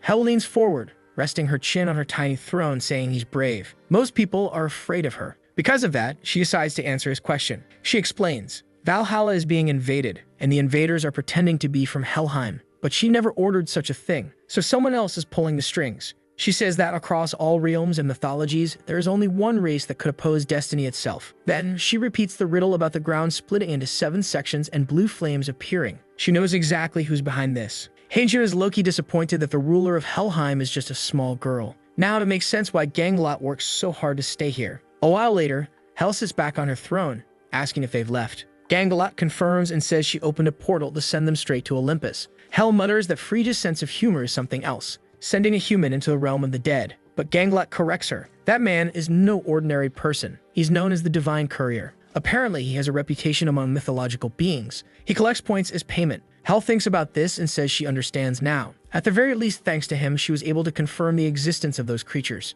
Then she tells Ganglat to prepare for their departure. Ganglat looks confused, but Hel declares, this time she will personally join the journey. Back with Hephaestus, he asks if Heijin is sure that's what she said. Maybe he misunderstood. But Heijin insists he heard it right, and Lucio confirms she was right next to him. Phrygia, meanwhile, brings up the prophecy again, the 7 sections of land, saying she never imagined something like this would happen. Heijin is curious. Why is everyone so serious about this? He remembers when he mentioned it to Hercules, his expression completely changed. Phrygia waves goodbye to Hephaestus, saying she'll come back later for the item, because this is more urgent. She wishes she hadn't heard about this, but now that she knows, she has a duty to spread the information. She doesn't understand Fel. How did it get this bad without anyone noticing? Maybe someone has been hiding the truth and pulling the strings from the shadows, just like Ragnarok. Suddenly, Heijin grabs her shoulder. With a dumb expression, he asks if she's forgetting something. Hephaestus freaks out, calling him crazy for stopping a goddess. But Heijin isn't backing down. No way I'm letting this goddess leave without paying me. This time, Phrygia isn't smiling. She glares at him, calling him insolent. How dare a mere mortal lay hands on me without permission? The air grows heavy and Heijin starts trembling. Not from the cold, but from pure intimidation. But even then, he refuses to leave empty-handed. He starts dancing, chanting money or revolt. This guy actually has a few screws loose.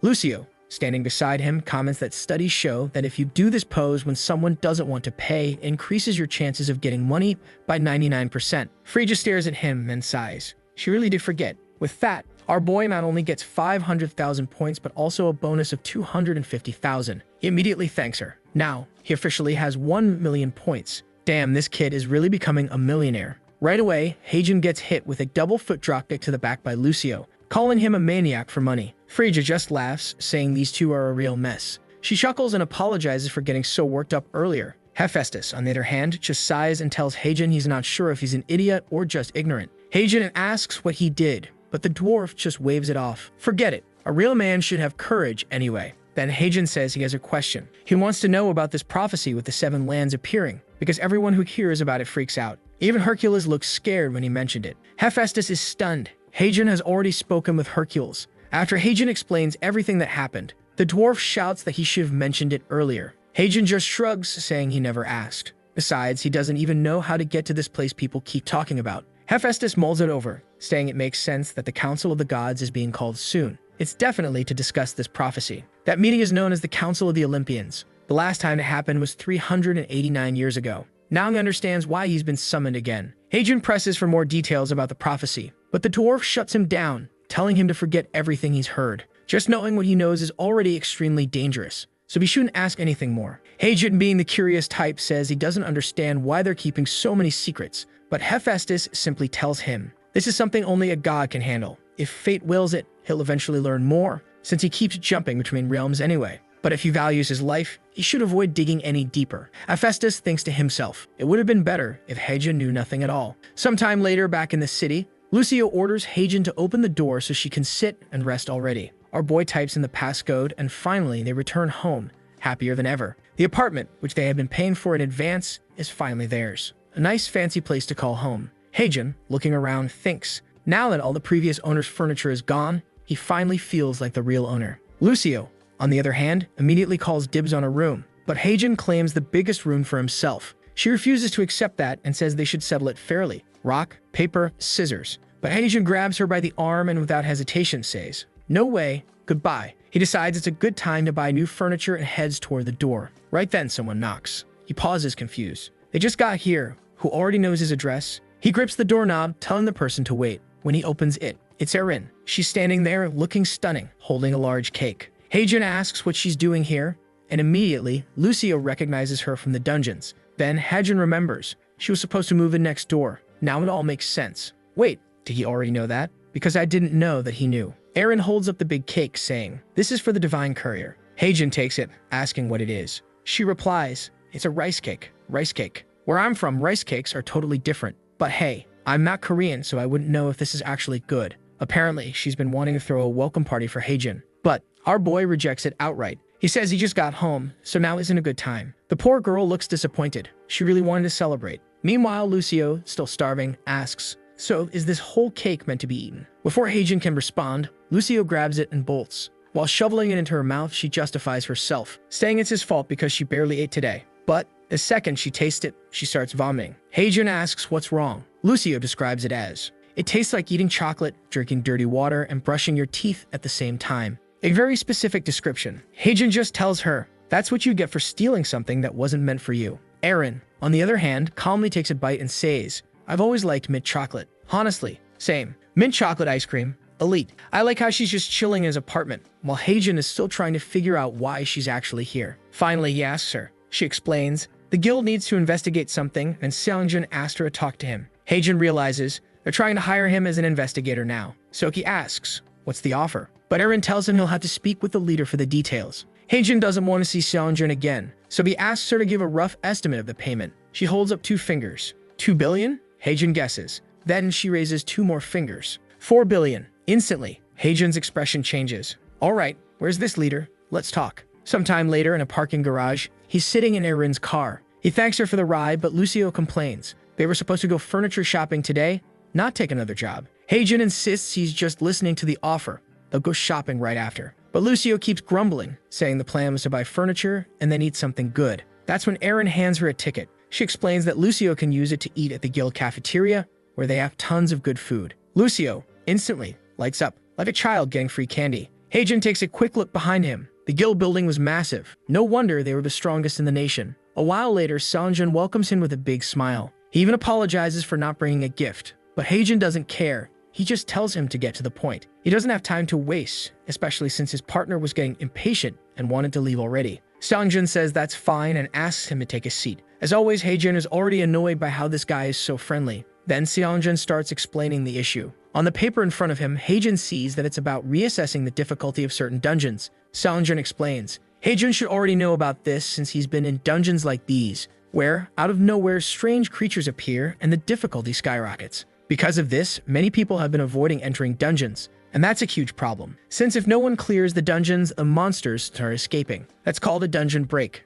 Heijun nods, saying he knows how urgent this is. But there's no way this guy expects him to solve a problem this big. Then he flips to the next page, and immediately calls them out. You guys are joking, right? They want him to gather intel on the Red Drake, the strongest level 7 creature in the country. Even if all the rank hunters teamed up, they wouldn't be able to take it down. Heijun, furious, asks, aren't you guys the strongest? Why the hell are you sending some delivery guy to handle this? Seongjun explains that they will be helping with the mission. They'll be handling the easier tasks in the dungeon, but they also want information on the Lizardman King. Apparently, that's another terrifying boss, because Heijun is already shaking. He accuses Seongjun of offering him 4 billion just to get himself killed. But then, Seongjun clarifies, 4 billion is just to participate. If he actually gathers the information, he'll get another 4 billion. Heijun freezes. You're doubling the offer? Seongjun, in full Jivichad mode, simply says, yes. They shake hands, deal sealed. Scene change. A mysterious lake with a rainbow arching over it. In the center, an old man holding a golden staff. A horse-headed man arrives and the elder greets him. It's unusual for you to be late. The orange-haired figure says he ran into some issues along the way. He tosses a purple worm onto the ground.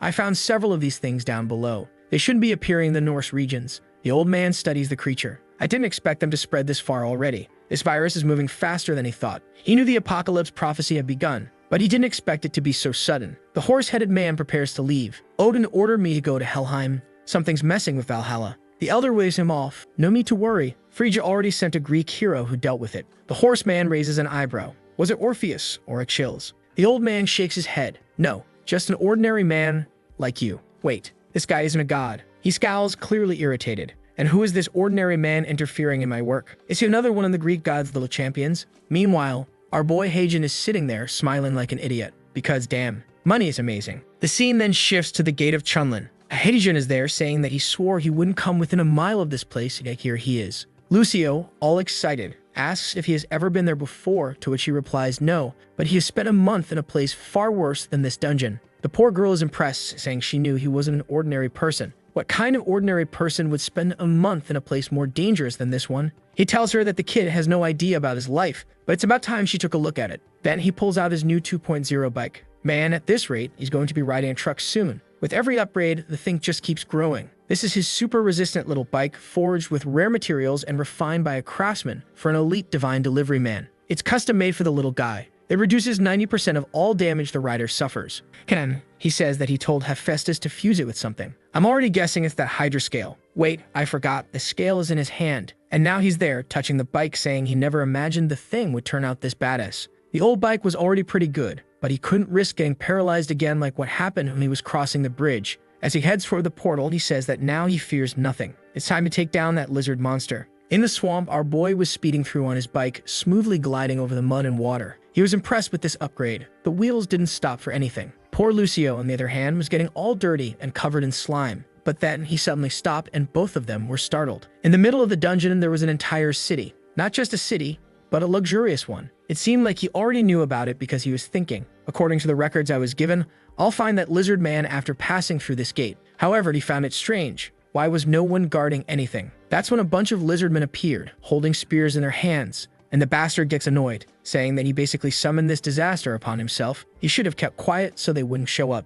However, when the first lizardman looks at the gate, there's nothing there. Our boy was hiding there calmly with Lucio and his helmet. Lucio comments about the creatures and the lizard man. He says that's obvious and tells her to get out of his head already. The nymph then wants to know what they're going to do, if he's just going to destroy everything like he usually does. But Hagen knows that this time his mission isn't to kill anything. It's to gather information about the boss. At least this time in theory. He doesn't need to risk his life or face a life or death situation like before. He's going to locate the king, gather intel, and leave safely. You can bet that's exactly how it will go. At least the guards passed by without noticing anything. The creatures were intelligent, but their senses weren't as sharp as he expected. The capitalist is feeling secure, thinking even if things go wrong, I have money to spend at the store. I'll buy something and escape. But out of nowhere, a new delivery arrives in the middle of the dungeon. He's confused. He's on a mission. So why did this just show up? It's right when the light signals that the big guys are coming their way. Man, did you forget to disable notifications? Well, in this case, on the channel, you activate notifications, got it?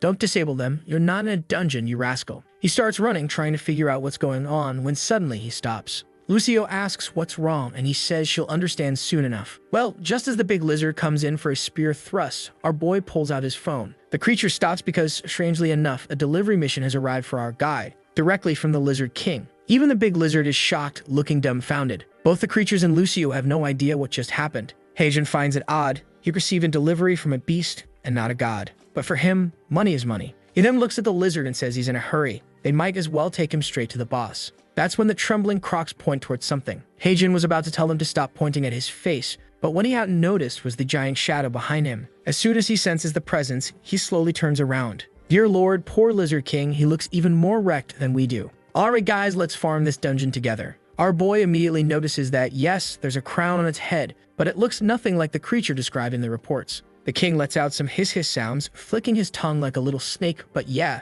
there's no way to understand whatever the hell he's saying. But if there's one thing that can solve any problem, it's money. And all it takes is a translator app, for example. Or even better, getting a translation for free. Lucio offers to translate for our guy. He asks if she understands it, and she replies yes, saying it's easy to master the lizard language because it's pretty simple. The king makes more snake-like sounds, and Hagen asks what he said. Lucio explains. He said that many years ago, a catastrophe fell upon the Lizard Kingdom. A fierce invader destroyed these lands. From children to eggs to adults, no one was spared. Even the elders were massacred. The entire kingdom was left in ruins. Heijin already knows what they're asking for. No doubt they want him to fight this invader. The boy is sharp. Looking at the poor creatures, he can tell they truly want this. Damn, this is sad. The guy entered the dungeon as a ruthless hunter, but now these damn lizards are looking like Yoshis from Mario. All of them with their shining, pleading eyes, begging our boy for help. Even Heijin is questioning why the hell the artist drew these damn creatures so cute. He then says his name is Jose, and he's just a regular delivery guy, not some powerful warrior or incredible hunter.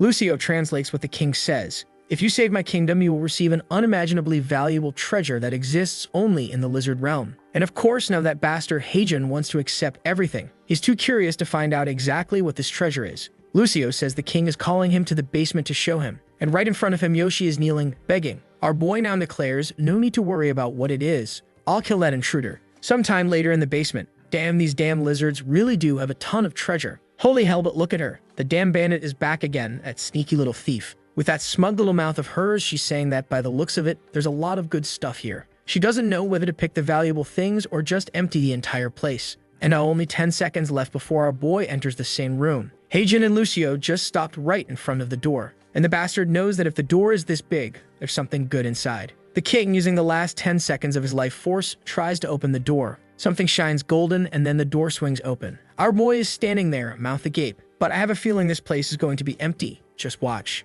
Actually, no. Look at that. It's still full of treasure, and the damn thief is hiding inside. Heijin figures there's as much treasure here as there was in Air's warehouse. Lucio explains that the king revealed they took all this from the humans who kept invading this place and failing. The king is all proud, but our boy isn't exactly impressed. He was about to say something about the treasure when something caught his attention. Yeah, that something was just a person with stacks of coins on their arm. She looks at the coins falling to the ground with a clink sound and casually greets him, "Yo, what's up, my boy?" The moment she appears, the other lizards stop being cute Yoshis and turn furious. Lucio translates, saying they're shouting to capture the bandit. Yeah, no kidding. My god, but this thief is so useless. She's already immobilized. Heijin wants to know how the hell she got into this place this time. Meanwhile, Suyin is confused. She received a mission to take whatever was in this place, but she doesn't understand how this guy suddenly appeared again. She then looks at our boy and asks, "Junior, don't you remember me?" He explains that she's also working for Hermes and knows that he works for that guy too. So it would be best if he explained that to the lizards.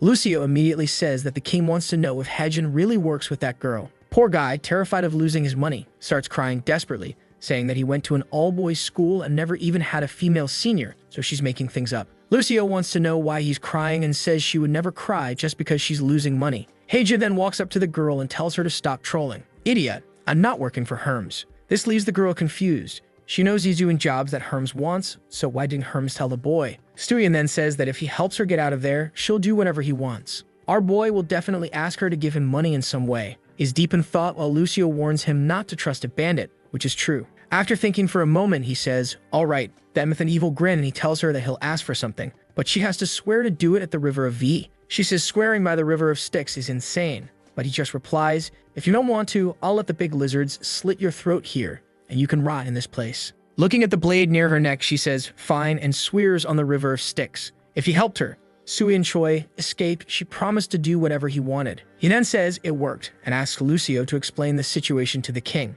A little while later, she was already free, relieved that she hadn't been executed. She thanks Junior for the help, but he immediately responds, "First of all, I'm not your junior. And second, you better be ready for what I'm going to ask." Just like some people watching this video, this girl has peculiar thoughts and is already imagining some very close favors. But of course, our boy would never ask for something like that, right guys? He's a man of culture after all. That's why sometimes I gotta bring in Emig on his works, because we see so many protagonists who never do anything, and once in a while, we need one who actually delivers. But right then, the system screen pops up displaying a mission. Defeat the Crimson Invader of this kingdom and save the Lizard Realm. Time limit, 3 hours. Reward, the kingdom's treasure. He's shocked. 3 hours is way too short. Last time he had 50 hours and even then he was scared. He immediately looks at Lucio and says they need to start running because there's no time to waste. He takes off at full speed, but Junior was about to ask them to wait. Standing next to the king, she thinks to herself, "That bastard is so rude, he didn't even let me finish talking." Strangely enough, the king is still wide awake beside her. That's unusual.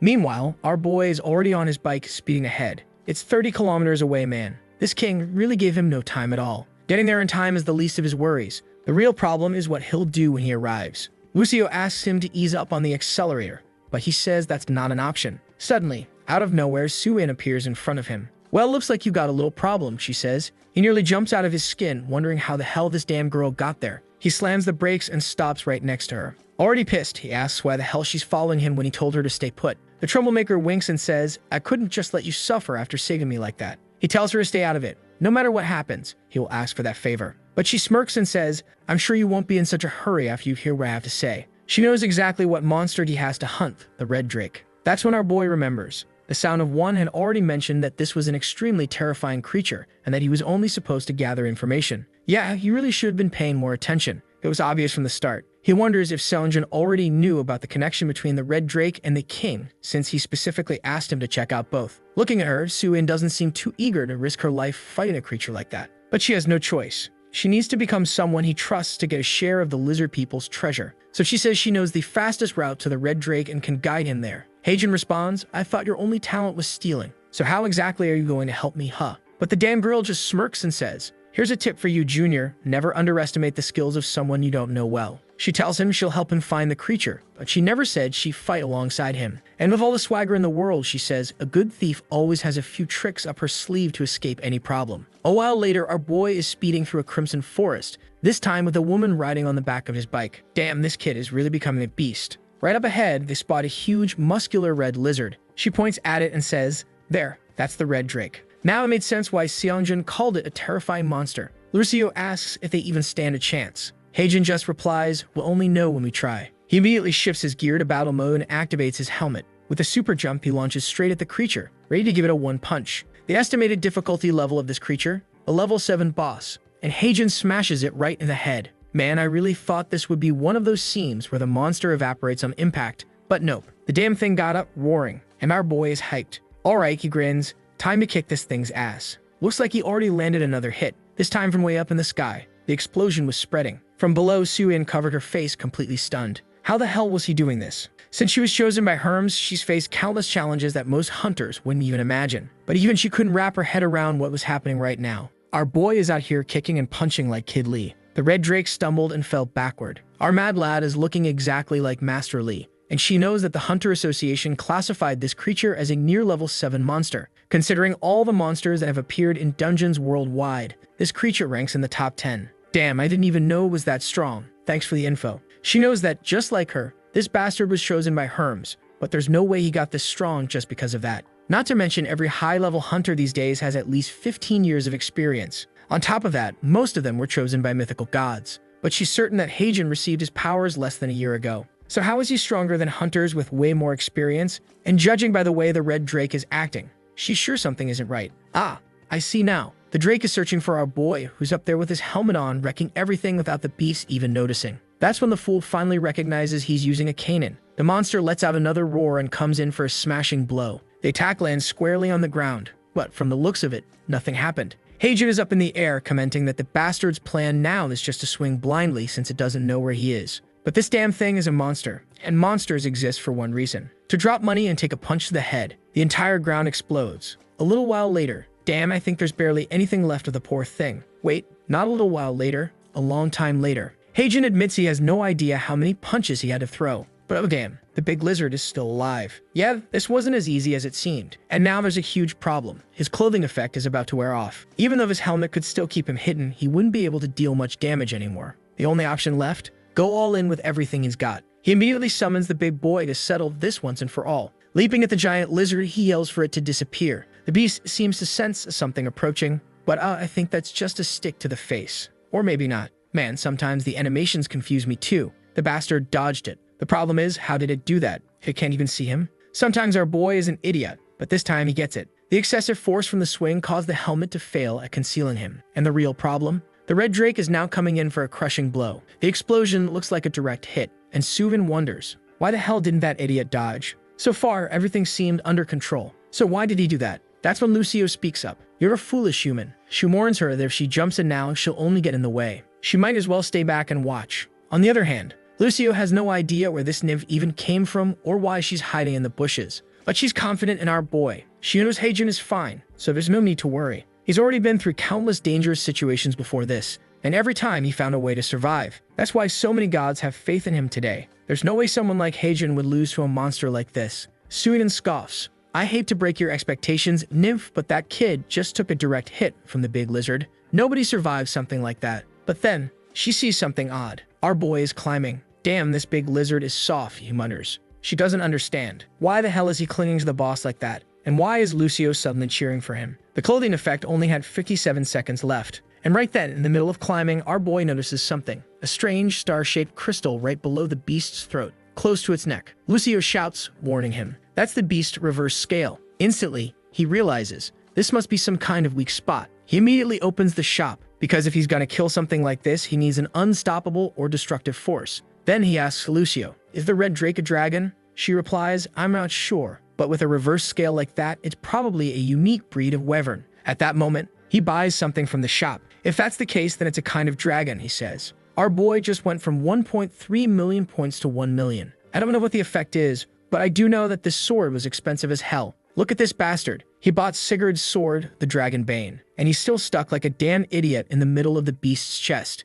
Meanwhile, Suin has no idea how the hell he summoned Graham. But Heijin knows one thing. With this sword, he can finally finish the creature by striking its weak point. He moves in for the attack, and the monster's eyes glow engulfed in flames. Oh, judging by Heijin's face, I don't think this is going well. He can't understand. Why the hell are flames suddenly bursting all over the monster's body? With that, our boy is blasted backward, wondering, is this the creature's final trump card? He crashes onto the ground. Oh damn, this is bad. There's no way he can strike the reverse scale while the creature is in this form. Lucio warns him to be careful. Suyin rushes over, shouting, get out of there. Phase 2 is way more dangerous. She runs to him, telling him they'll have to work together now. But he shakes his head. No, it's better if you stay back. You can't hide your presence. But of course, this damn girl always has a trick up her sleeve, huh? She smirks. Well then, just sit back and watch what I'm about to do. And with that, she throws a potion, Demeter's Tear. It was an ice potion from the goddess of nature and earth. That thing froze any monster or target on contact.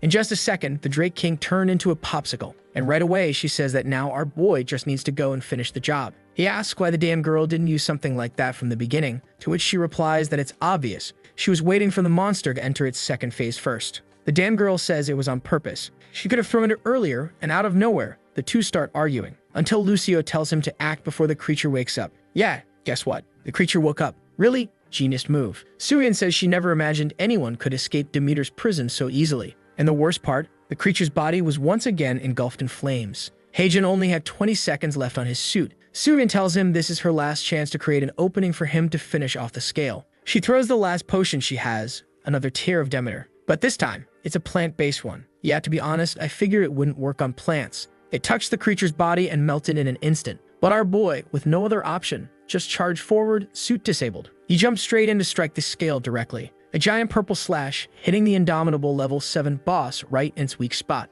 Damn, he decapitated it. I thought he only had to break the scale. That bastard actually killed the Red Drake. Meanwhile, over at Songjin's guild headquarters, Doyen is saying that they've finished some research on a few nearby dungeons. The guild leader thanks him and tells him to rest today and prepare himself. But then, Doyen says he heard something while in the elevator and wants to know if it's true. It seems like he received some kind of time bomb from the association to deal with. The leader replies that yes, it's the Lizardman dungeon and they have no idea how they're going to handle it. Apparently, they've already received the information that our boy cleared the dungeon 2 days ago. When he got the call from Heijin saying he was done, he thought it was about the investigation. But then Doyen says, no, he didn't finish the investigation. He killed the Red Drake. That wasn't the plan at all, but just kinda happened. Xiangjun, of course, thought the bastard was joking. But when he sent a team to check the dungeon, they saw the truth. He never expected the boy to suddenly change his mind and do something like this. The problem is, how the hell is he going to explain to the association that this happened? Of course, it's a huge relief to everyone the creature that was about to be released and destroy the city was finally killed. But on the other hand, the fact that it died so suddenly is now a problem they'll struggle to explain. That's because the contract with Heijin had a clause stating that his identity couldn't be disclosed under any circumstances. But someone has to take credit for killing the level 7 monster, and whoever it is will be under suspicion from everyone. Doyen is hyped, saying that the delivery man is an absolute beast. At this rate, he can beat up most top hunters. Sanjin sighs, saying that at this rate, he'll have to lower his rank to A. Immediately, Doyen changes his mind. Never mind. There's no need to raise his rank. Nobody needs to know he killed the thing. Let's just leave it be. And now Seongjin is wondering. He took down the Red Drake. But what about the information on the Lizard King? And there we are, right in the fancy-ass castle. Yoshi comes rushing in, furious, ready to pray to our boy, the savior of everyone. Lucio says they're thanking him for saving them, and tells him to stop translating the obvious. He then grabs the king's hand and tells him, "I just did what was necessary. There's no need to bow in gratitude." Poor king. He probably doesn't realize that what our boy really wants is for him to thank him with money. Obviously, before I even looked at this scene, I already knew.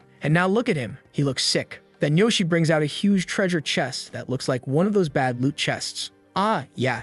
They open it and both of them look impressed. So I guess it's something amazing. Inside, there's a tiny bag. And that's it. The king asks if he likes it. But like every other time, our boy is standing there thinking, what a piece of junk. He's about to complain to the king, saying that he risked his life to kill an insanely strong creature, only to get a sack. But as always, Lucio knows exactly what this is. She says it's not just any sack. Heijin asks what it is, and she explains. It's like a game inventory. You can keep putting things inside, and it'll never run out of space. The scene then skips to the next day. The Deep Web Yoshis are all saying goodbye to our boy. Early in the morning, our boy receives a call from Seongjin with some news. It seems like the Innocent City Gate has disappeared. Most likely, the gate's existence was just a way for the lizardmen to escape in case they were attacked by the Red Drake. But now that their kingdom is safe, they don't need it anymore. So the portal was undone. Only now does he realize that maybe there are ways to close portals without necessarily killing everything inside. If that's true, maybe monsters and humans don't always have to be fighting. Or maybe he's just dreaming too much, and it's impossible for them to live in peace.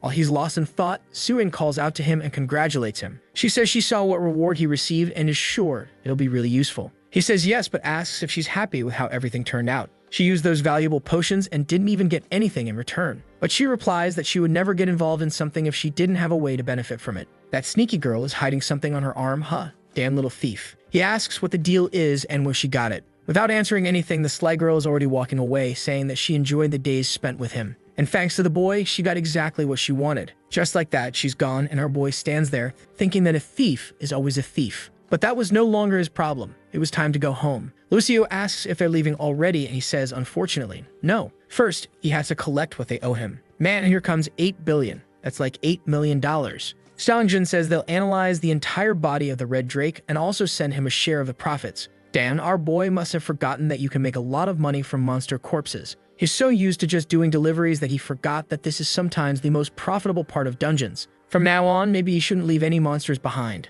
Lucio is wondering why he's so excited. Man, just tell her to come eat breakfast already. But she smells chicken and finds it odd. It looks like they ate chicken earlier, and he thought she wouldn't want any. But now she's desperate to eat. He hands her a soda, but she doesn't care and burns her tongue anyway. Our boy wonders if she starved to death in a past life. He's there eating reheated chicken from yesterday, saying, when chicken is good, it doesn't matter. Even the next day is still amazing. Not long ago, he was eating the worst chicken available in stores. And man, that stuff gave him heartburn. But now the damn guy can spend $30 on chicken like it's nothing. Life with money really was good. This capitalist never stops. While Lucio says she'll share her chicken bone with him. Right at that moment, a new delivery arrives. Actually, not a delivery. A request for a delivery. As soon as Lucio sees it, she starts stuffing all the chicken into her mouth, because she knows they're about to head out on another cursed adventure. But our boy isn't living that hustle life anymore. He says, first we eat breakfast, then we'll do the delivery. Now that he has 10 billion in his account, he can take things a little easier. What doesn't seem so calm, though, is the Greek territory. The entire city is burning with countless dead. One of the soldiers says they can't stop now. They can't let this beast advance. They attack a creature with golden eyes, standing in the middle of the smoke. Meanwhile, someone informs His Majesty that they're fighting with everything they have. But even that isn't enough. There's no way they can stop this monster's brute force. The king, on the other hand, wants to know, what about the hero they summoned? The soldier explains that they sent people to fetch the hero, but unfortunately, it will take 3 days for him to arrive. The king says that's too long. By then, the palace and everyone inside will be destroyed. Right at that moment, the entire place starts shaking. An explosion erupts on the fortress walls, and the Minotaur steps in, face to face with the king, who is trembling, calling out to Poseidon, asking if he has truly abandoned them in this moment of need. Meanwhile, at Hephaestus' house, our boy doesn't understand why he isn't there. Lucio says maybe he left early because they're late. Our boy says it's Lucio's fault. That damn girl wanted to put chicken thighs in the air fryer before they left. And now our boy is thinking, his phone really has been ringing a lot, so maybe this is something urgent. Yeah, now Heijin really messed up, huh, guys? The dude was eating chicken thighs while people were dying. What a bastard. Right at that moment, Lucio looks behind her, and someone approaches. It's Hephaestus, looking pissed. Finally, you were here. Immediately, our boy freezes up, awkwardly asking, you guys need a delivery? Hephaestus says he called him because it's urgent. Something needs to be handled right now. What he has to do won't be easy, but they'll discuss the details inside. The fool just nods and says he understands. At the table, the little dwarf says it's a major dilemma and he doesn't even know where to start. For some reason, Heijin looks dumber than usual and says, start wherever you want.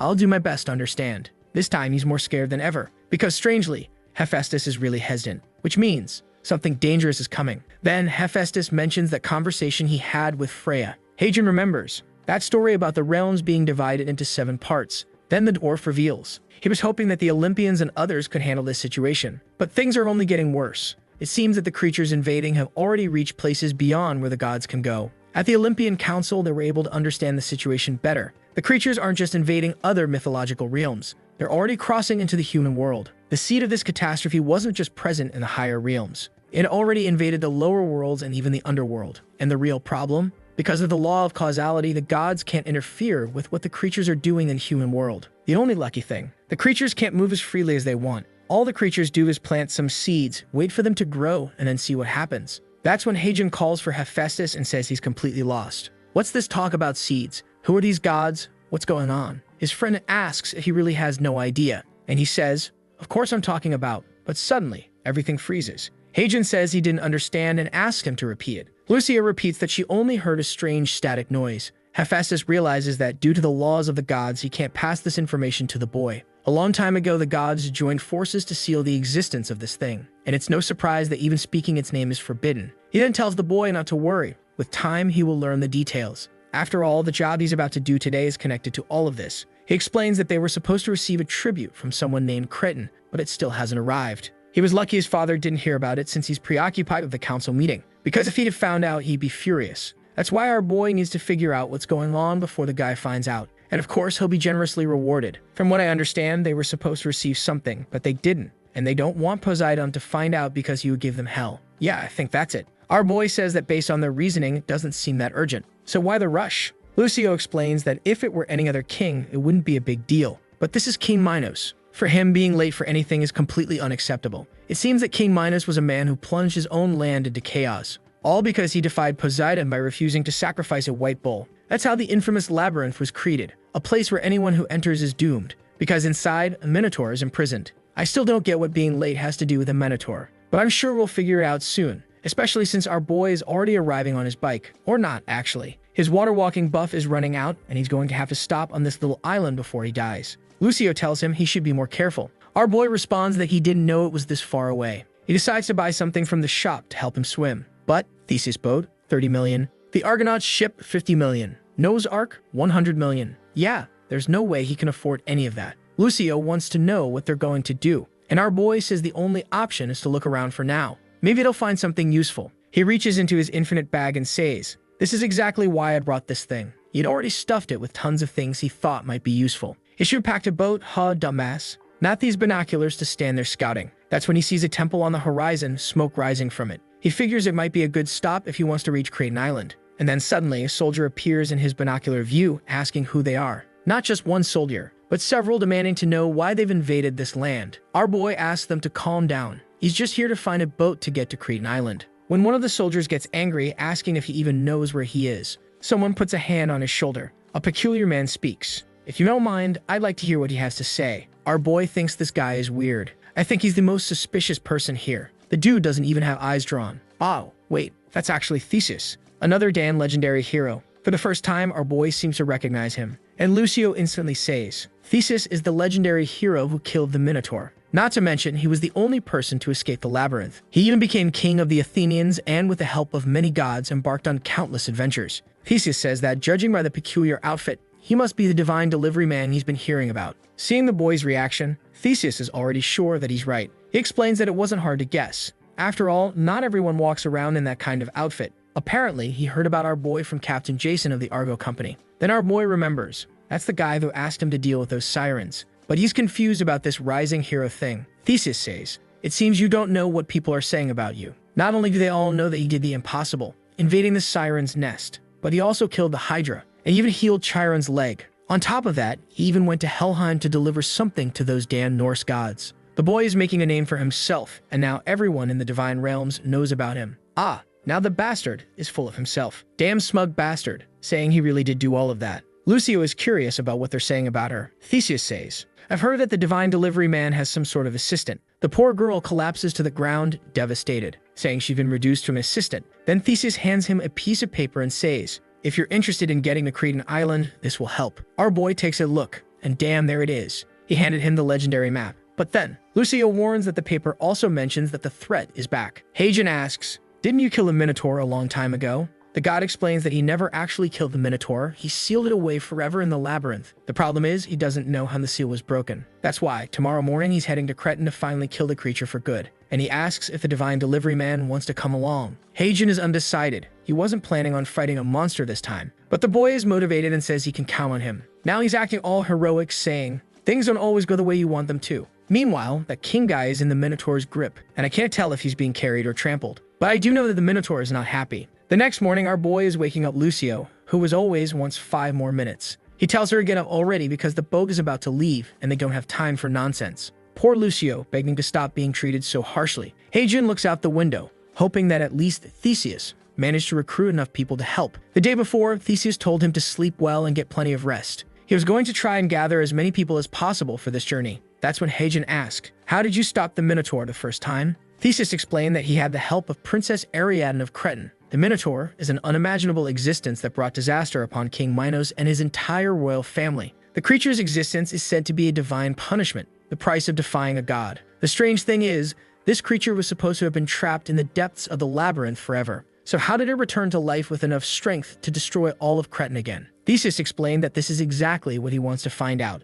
That's why the journey must be quick before everything is destroyed. He wants to end this for good so it never happens again. Our boy then asks, "Why are you trying to gather so many people instead of just going right away?" Theseus explains that he thought the same thing, until he heard what Hercules had to say. Apparently, the guy never actually said what Hercules said, because our boy is still wondering about it. He imagines that it might be connected to what Hephaestus was talking about back at the shop. It was already bad enough facing monsters, but it was even worse when he had this feeling that he was getting involved in something much bigger than he should. Lucio says she's ready for the adventure, and Heijin realizes she has no idea how much danger they're getting into. At the docks, the soldiers were loading crates onto the ship when our boy called out to Theseus. The hero replies, "I thought I'd have to wake you up, kid." Because Lucio says that Heijin sleeps too much and is a lazy bum. The guy says it's fine and tells them to get on board. They'll meet the rest of the group later. Our boy is impressed with how massive the ship is. Maybe it's because this ship once belonged to the Argonauts, but it really does look like a pirate ship straight out of an anime. Theseus responds, "Of course, it belonged to a legendary hero after all." Our boy asks what Lucio just said,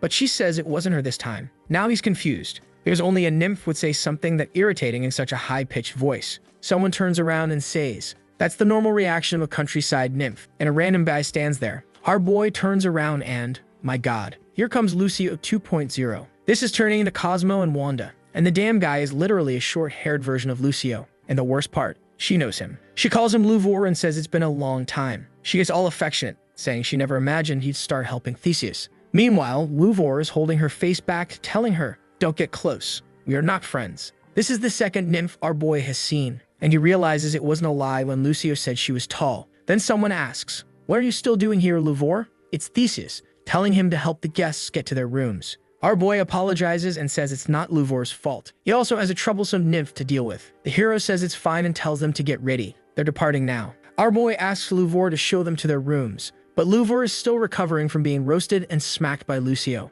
Inside the ship, damn, they're actually staying in a pretty fancy room. Then Louvor thanks our boy for not telling Theseus that he was fighting. Our boy says it's all good. If he's friends with Lucio, then they're friends too. And just like that, they're already arguing. Louvor sighs, says fine, and leaves a little sad. Our boy finds it strange and asks if Theseus treats him badly. Lucio explains, in the end, every nymph is treated like a servant. It's not that Theseus treats him badly. It's that our boy treats her differently. Heijin knows it's probably because, in mythology, slavery was seen as acceptable. Obviously, for someone from a modern world, that makes no sense at all. With that, the ship set sail, and they were already at sea. Theseus muttered to himself, "I never thought I'd be diving into this labyrinth again." They arrive at the city, and the soldiers began disembarking. The entire place was in ruins. My god. Our boy was shocked. This wasn't a city. It was a pile of rubble. And the worst part, the people there looked like they had died horribly. Theseus knows this is all the Minotaur's doing. They at least needed to find any survivors. Louvor then points ahead and says, at the very least, one building still looks intact. Standing untouched amid the destruction was the Temple of Poseidon. Most likely, since this was a punishment from the god himself, the beast didn't have the courage to go near it. They'd all walked toward the temple, but they could already see the trail of blood leading to the doors. As soon as Theseus opened it, thinking the Minotaur might be inside, he saw a crowd of people, desperate. The people became emotional when they saw it was Theseus. He was relieved to see that at least some had survived. The few who made it out alive were being escorted to the boats, and our boy felt relieved knowing that some lives had been spared. That's when an old man came up behind him, calling for him, saying he had important information. The Minotaur had taken King Minos hostage. Our boy, with his galaxy-brained IQ of 32, asks, "Where did it take the king?" Bro, are you serious? Obviously, it took him to the deepest pits of the labyrinth, and the real problem? The longer they take, the harder it'll be to get likes on this video that helps Mamoru make more juicy content for his viewers. Activate the cheeky little bell, and I'm out.